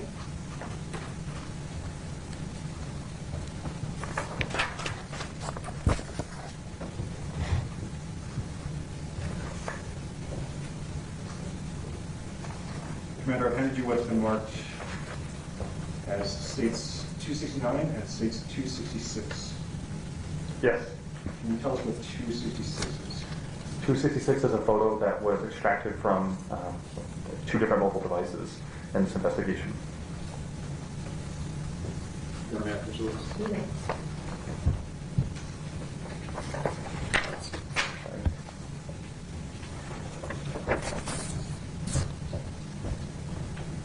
What about 269? 269 is an extraction report from Amanda Padilla's cell phone. Is that the extraction report that you mentioned earlier that you had analyzed? Yes. Turning to the last page, excuse me, you're on a single move for admission of states 266 and 269? No further objection. 266 and 269 will be admitted. You turn to the last page of states 269. Is there a text exchange that's contained in all of the pages? Yes, that's between contact saved as Fabian Cousin, but the phone number we associate with Fabian Gonzales, and Amanda Padilla. And what time is that text on the last page? August 22nd at 12:05 a.m., but it's UTC time. It's not corrected, so it's 6 hours ahead. So that would put it at around 6:05 p.m. 6 p.m.? Yep. And what about the very first page, the last text in the exchange? When is that text? The conversation lasts about 3.5 hours, so around 9:28 p.m. on the 21st. Now, states 266, is that a photograph that you located on Fabian Gonzales' phone? Yes, Did it have a particular file name? it did. Did you also locate that photograph on Amanda Padilla's phone? Yes. Did it have the same file name? Had the same file name. Do you recall what time, and let me just ask you, how would that photograph get from Fabian Gonzales' phone to Amanda Padilla? It was transferred one of many ways. The most common way, and the way that we see supported here, is it was sent as a text picture from Fabian's phone to Amanda's phone. Did you actually see an MMS message on Fabian Gonzales' phone containing that photograph? Yes. Do you recall what time that MMS was sent? It was in the midst of this conversation, between that 6 to 9:30 p.m. time frame. I don't recall the exact time, but the time is stamped into the photograph, and it's within a few minutes of the photo being taken. It's sent as a text message to Amanda Padilla's phone. Can you please read us the text exchange? Yes. It starts from Fabian to Amanda. And again, I'll just read through it instead of saying all the times to make it a little bit easier, but it lasted about 3.5 hours. Sorry ass bitch, catch you and Tasha on the rebound like tonight, so make sure you get comfortable. Fabian then says, you will get yours after you have that baby, dumb bitch, and Tasha, well, she will see. Amanda replies, LMFAO. Fabian says, bye-bye, LOL. Amanda sends a peace sign emoji. Fabian responds, I would beat the fuck out of you if you weren't pregnant, because you are not family no more. Fabian replies, you only busted my eye, because I let you stinky ass baby having bitch, LMFAO. Fabian then sends a winky face emoji. Fabian then sends, we will see how bad your boyfriend, LOL, Angelo is, ha ha ha ha ha. Amanda replies, LMFAO, when you weren't family since you stole from me, especially because I always help you. And you're funny, because you did try to fight me, and you always hit females. The only difference is I hit back. I'm not a little bitch, and you hit like one. So I'm done text banking with you. Hit me up when you want me to beat the fuck out of any bitch you bring my way. Fabian responds, sure will, and getting ready, so be ready. Meet me, scared bitch. She replies, okay, everyone's seen what happened. I straight fuck you up. It ain't my fault you hit like a bitch. She then says, love you too. Fabian responds, didn't want to hit because you're prego, dumb fuck. She sends a message back to Fabian, you're dumb, you did swing and try to hit me, but I dodged them in the one hit that you did get and didn't even leave a mark because you hit like a bitch. Everybody's seen it, Fabian. Amanda texts again, and you talk all this shit now about Angela, but when it's face to face, you don't say shit. Why don't you come over here right now, like a man, one-on-one? You don't have to run your big brother. You don't have to run to your big brother. You're not a little boy anymore. Man up, bitch. He replies, Fabian replies, if I really wanted to, I could beat the fuck out of you, dumb bitch. She responds, and what she's doing is she said Angela, but she's correcting it. She meant to say Angelo. So she repeats the same message, but just corrects the word Angelo instead of Angela. Fabian responds, why don't you? She says, sure, pal, I'll be with you anytime, any place. You ain't even on my level, bitch. Amanda sends a message again, why don't I what? Fabian responds, after you have the baby, try what you did today and guaranteed you're hitting concrete, dumb bitch. She responds, let me know when and where, honey, I'm due in January. Fabian responds, you're just a jealous shit talking whore, but anyway, see you in a little bit, see if you can handle these real bitches. It's gonna be epic. Winky face emoji. Fabian responds again, I will let you know, but we are going back for Tasha, so either send her out or we're going to pull her out. Fabian responds, on May. Amanda sends a message back, LOL. Fabian says, on my way. She says, come by. She responds, LMFAO. Fabian responds, hope you're ready. Fabian responds again, come to the front so no kids get hurt. Fabian responds again, better yet, to the street.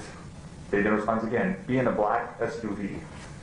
Amanda sends this message, and you're funny, I'm jealous. What is it would be jealous of that you're wearing the chain you're wearing because I bought it, you owe me money, and you know it.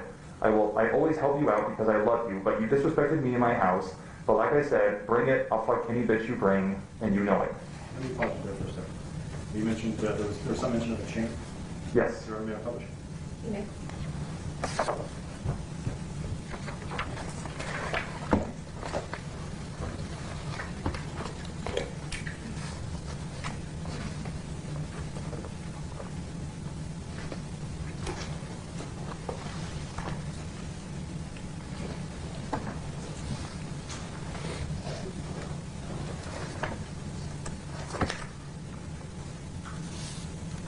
Commander, do you recognize this photograph? Yes. Is this the photograph you were describing that was on Fabian Gonzales' phone as well as Amanda Padillas' phone? Yes. And it was part of an MMS message sent from the defendant to Amanda? Yes, so the timestamp tells us it was taken within a few minutes of the message being sent from Fabian's phone to Amanda's phone. Please continue.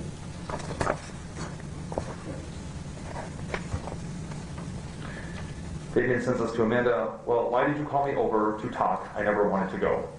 She responds, I never called you over here. Fabian says, why did Jessica call me then?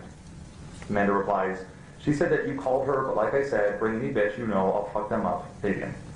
Fabian responds, yeah, right. Fabian then says, answer your phone. Fabian then says, this is far from over on chaos, dumb bitch.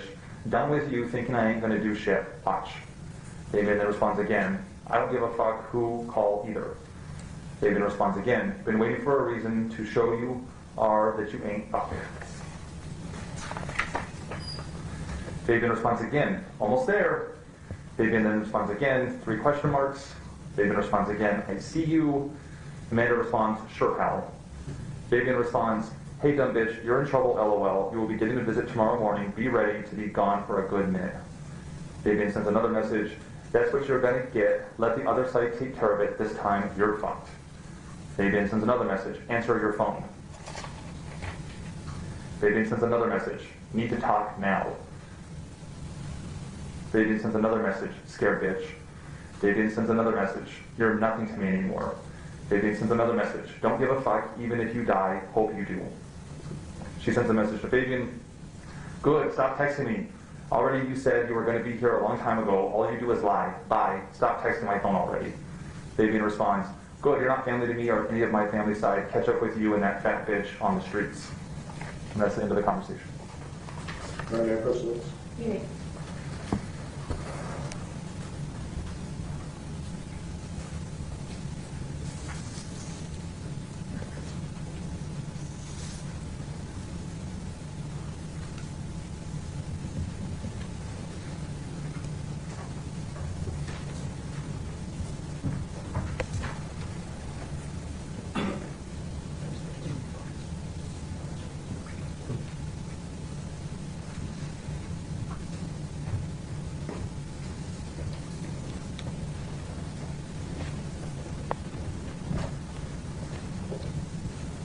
Commander Herzog, I've handed you what's been marked as State's Exhibits 270 and 271.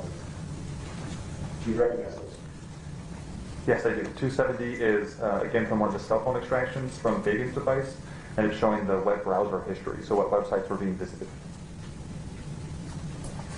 And 271 is also a cell phone extraction device, and it has a category that the tool makes called search items. So if they were typing in the search box and hitting enter, it's a list of search items from Fabian's phone. It's from Fabian's phone? All right, hold on. Sorry. It's from Michelle's phone. State will move for admission of States 270 and 271. No, yeah. 270, 271 will be admitted. Commander, can you turn to the last page of 270? And the print on that is very small. I apologize. The font is small. But can you tell me what's on that page and the times for them? Yeah, so the time, which is already converted to local time, starts around August 21st at 11:07 p.m. And the red browser is at Craigslist, which is a website where people can post things for sale. And you can also go on the website if you're looking to buy things, kind of secondhand items, generally. And at 11:07 p.m., Craigslist is visited after it's Google searched. And at 11:09 p.m., we see just the search term is guns, G-U-N-S, is put into the Craigslist term box and search.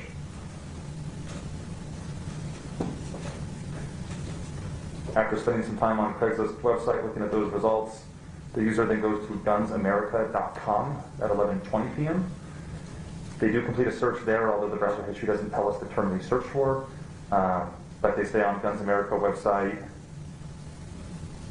for about, well, let's see, for several minutes at least, clicking on different pages. So every time they click on a new page, a new record is being sent to the phone that they visited a new page. So they stay on the Guns America website for several minutes. Can you tell us the last time the guns were searched? 11:29 p.m. approximately. And you said that was on Fabian Gonzales' phone? Yes. Commander, could you turn to states 268 and one of the files over there, and I apologize. I'll start with this one back. I got it.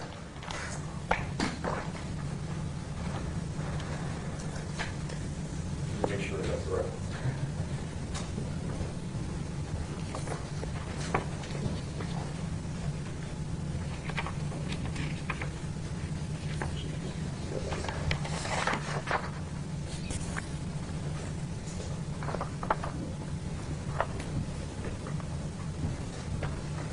You told us 267 is an extraction report. Is that an extraction report from the UTC, excuse me, the HTC phone? Yes. And what does that show on that image? It shows a series of outgoing phone calls made from this phone to other people's phones. The date range is August 17th to August 21st. And on August 21st, what are the phone calls that were made there? After 6 p.m. There's an outgoing phone call to the contact to his brother Joe at 5:19 p.m. There's 3 calls to brother Joe in that time period. And then Robert Fine 1 is how it's saved as a contact at 11:38 p.m. and 11:39 p.m. That would be about 9 or 10 minutes after those searches were done. Yes. And then if you can go to the call log from Fabian Gonzales' phone, and I'll have to find out the number that's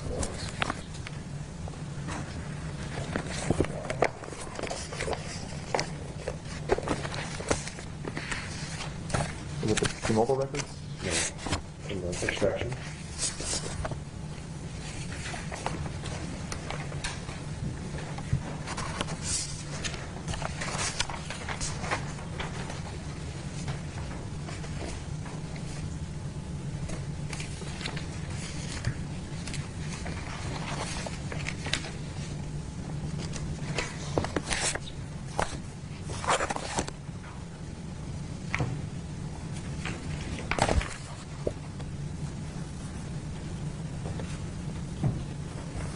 I apologize, I walked away with it. This is states 259. I believe that has in the intro. 259? Yes. May I push it? You may.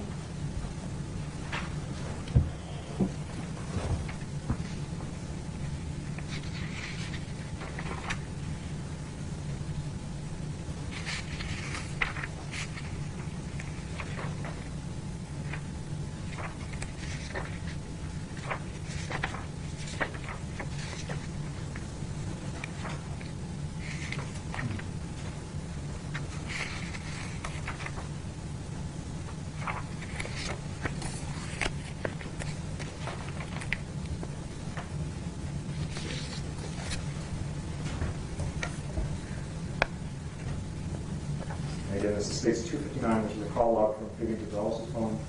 Do you see phone calls around the same time as that 1139 call that you mentioned on the HTC? Yes. And who are those calls to? Around 11:39 p.m., there's a call to a contact that isn't saved inside the phone. It's to 505-979-8152. And then about 1 minute later, a phone connects outgoing to a contact saved as SEDMO, SEDMO, 505-206-7510.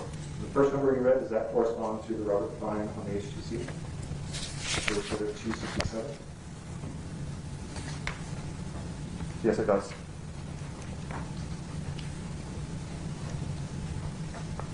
Is it significant to you that the defendant is using 2 phones at the same time to try to contact a single person? It's definitely interesting.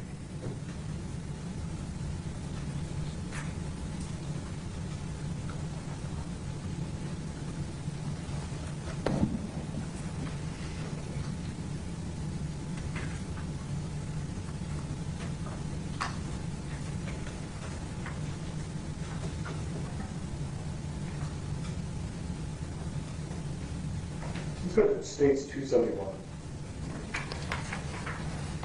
Okay. Do you see web searches there around the noon hour on 8/22? Yes, there's a series of searches from Michelle Martens' phone starting about 11:30 a.m. and a lot of them around 12:55 p.m. And what are the searches at 12:55 p.m.? Smith & Wesson Glock, Smith & Wesson revolver, and then back to Smith & Wesson Glock.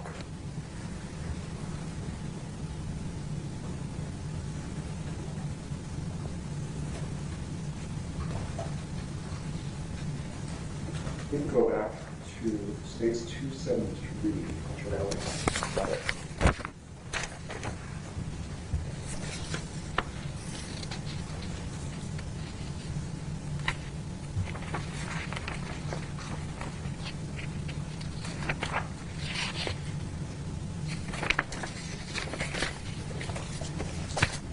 Again, this is states 273. This is page 5. Could you tell us what the text exchange is there, starting at the bottom of the page? And please tell us the date and time.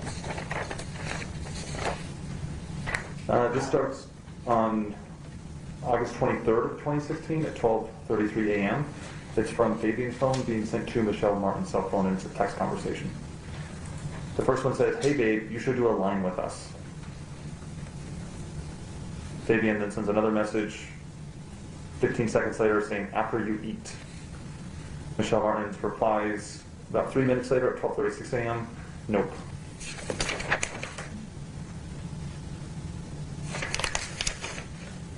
That's the end of that conversation. I'm sorry? Yeah, first of all. You may.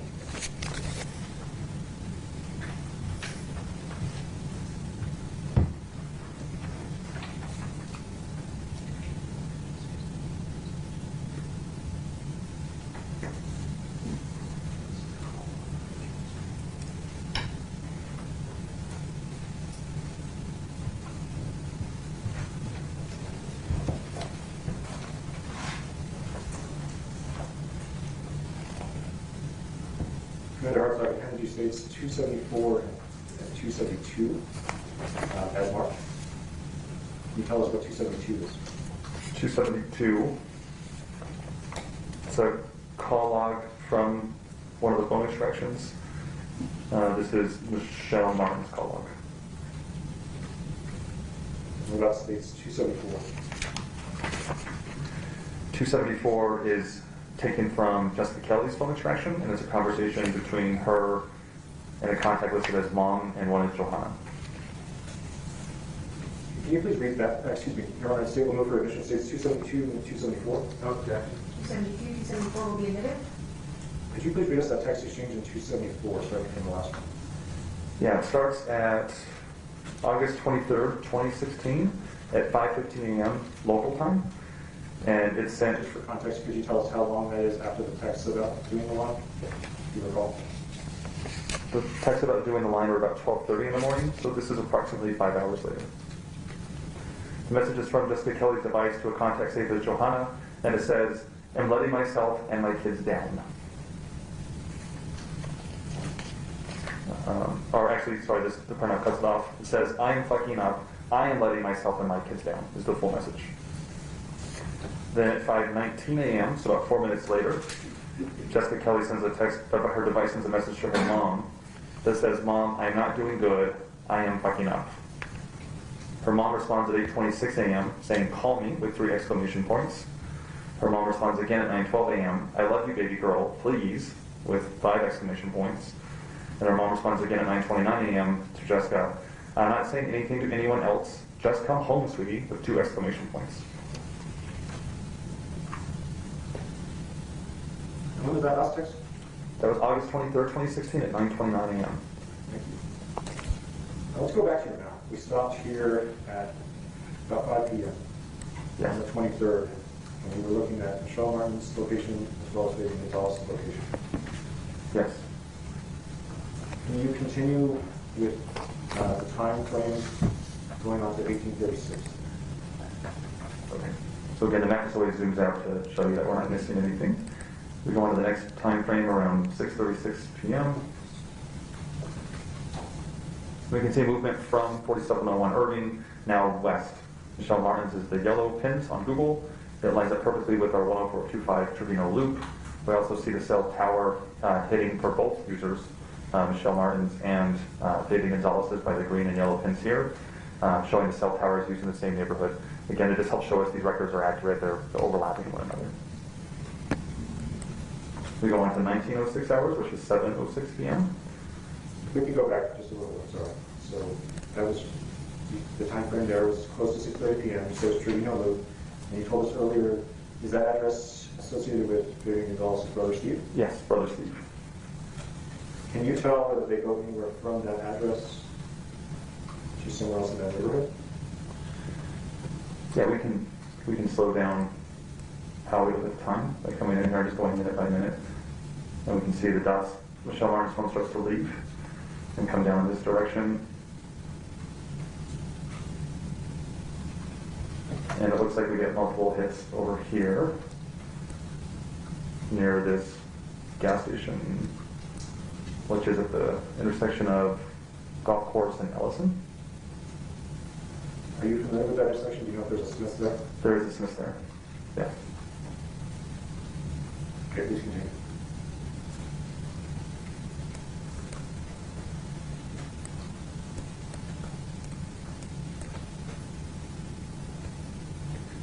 Then trying to get on to our 7:06 p.m. We'll see the device leaving the gas station and arrive back around the apartments at 7:06. 7:25 p.m. We now see both devices, Fabian's phone and Michelle's, have left the apartment, traveling south down course. Can you identify the specific time about the apartment? Yes, I can. 1 second.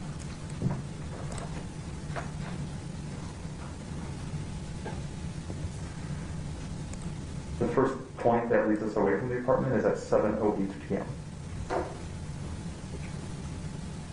7:06 they're there, 7:08 p.m. they're gone. And we see the travel down, most likely Coors Boulevard.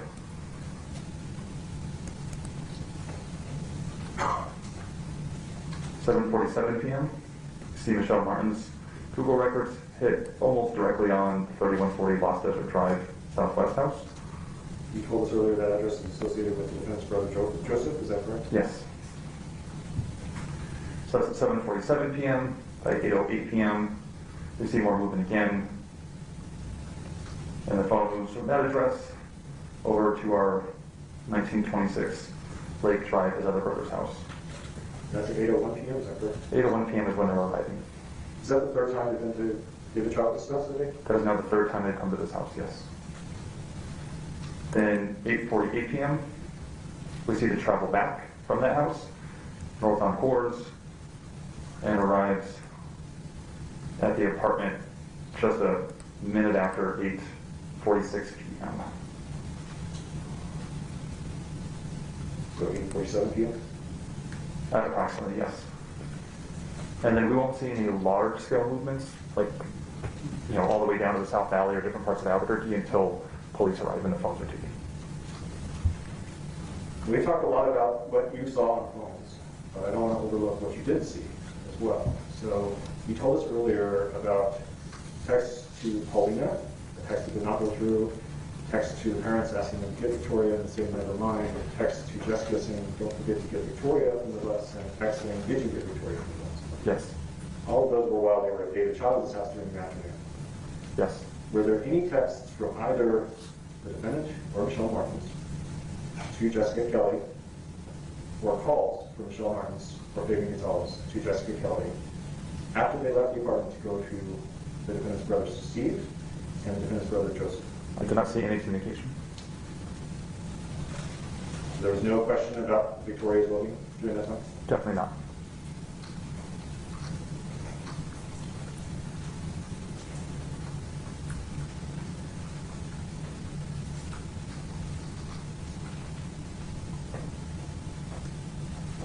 Very good. Approach the witness.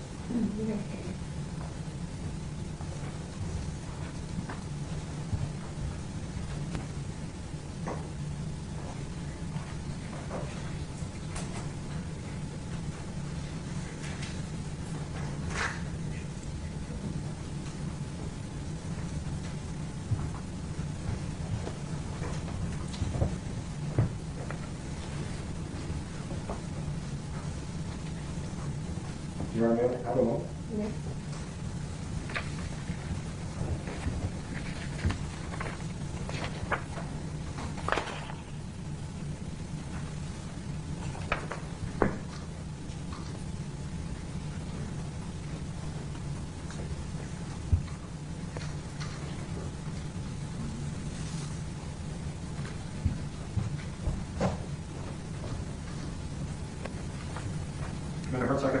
handed you what's been marked as State's Exhibit 275.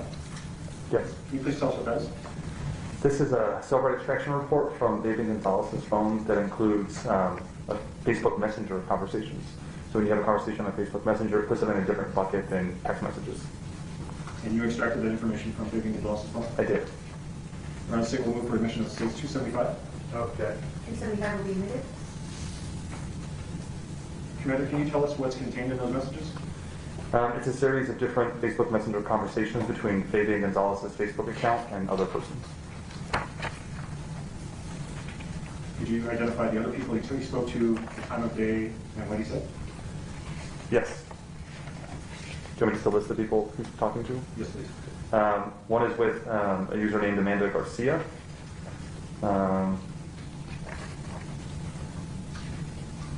One is with Faith Gonzales. One is Michelle Martens. One is Christiane Vargas. One is Shannon Romero. One is Alicia Aragon. And that's it. So if you could go through and tell us what he said to the individuals. Yeah, do you have a preference to start from the end and come forward, or? If you could start at the front. Yeah, the first conversation is listed here is between him and Amanda Garcia. It starts on the early morning hours of August 24th, 2016 at 12:10 a.m., and that's already Mountain Standard Time.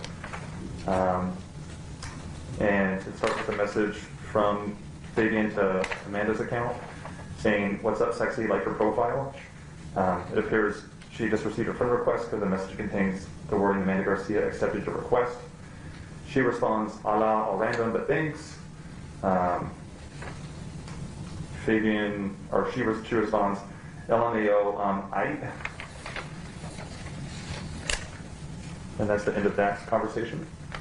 There's another conversation, August 24th, 2016 at 12:08 a.m., so a couple minutes before the one we just read, is with the user identified as Faith Gonzales. Fabian sends a message to Faith that just says, "What's up, sexy?" There's no response. The third conversation involves Michelle Martens' Facebook profile. And it's Michelle sending Fabian's account a photo. The next conversation... What was the time on that? 10:16 p.m., sorry. The next conversation was at 10:04 p.m. on the 23rd of August between Fabian and Christiane Vargas. Christiane Vargas sends a message at 10:04 p.m. that just says, "Fuck you." And Fabian responds, "Win." The next conversation is between Fabian's account and Shannon Romero. It's August 23rd at 10:08 p.m. Or sorry, it starts at 8:29 a.m. The first message is from Facebook just saying, "You're now friends with Shannon Romero. Send a message to say hello." Fabian doesn't send a message until 10:08 p.m. on the night of the 23rd that just says, "Hey." The next conversation is between Alicia Aragon and Fabian's Facebook account. The first message is on August 23rd, 2016 at 1:35 a.m. It's from Alicia Aragon to Fabian that just says, "I'm gonna go to bed, I'm really tired, okay?"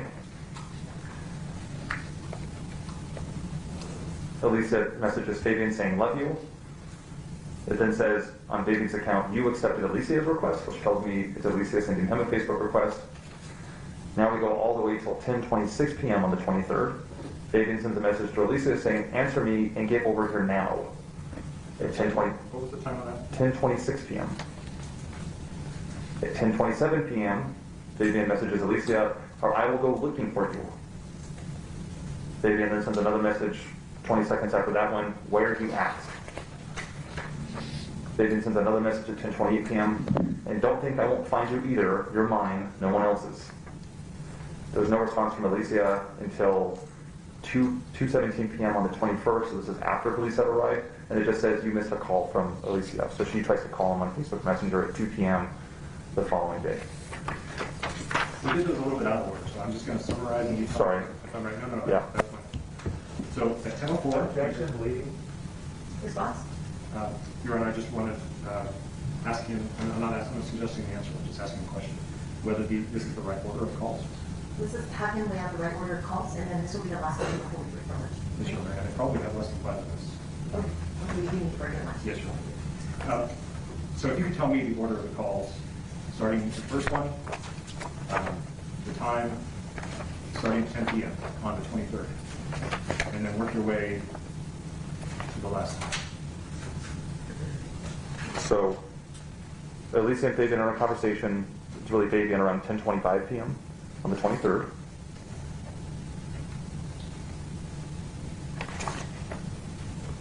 I'm sorry, this is confusing. At 10:08 p.m., he sends a message to Shannon Romero saying, hey. That's at 10:08 p.m. and she doesn't respond.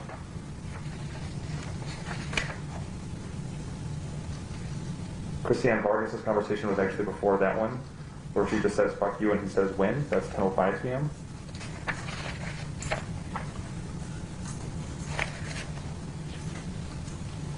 Then the Elisa Autodome conversation is around 10:26 p.m., where he's saying, answer me, get over here now, or go looking for you, where you at? There's no one else in your mind. Then we go into Michelle Martens sends him a message with a photo. You can skip that one. Just tell us about the other two. Faith Gonzales' conversation is at 12:08 a.m. saying, what's up, sexy? And then the conversation starts with Amanda Garcia at 12:10 a.m. What's up, sexy, like your profile? And they go back and forth. Just one more question before we break, Commander Hartzog. Did you see any activity on Fabian Gonzales' phone between that last message to Alicia Autodome at 10:28 p.m. until that message at 12:04 a.m.? What's up, sexy? No, that's the last kind of active information I see the phone doing is these conversations. All right, we're going to break for lunch.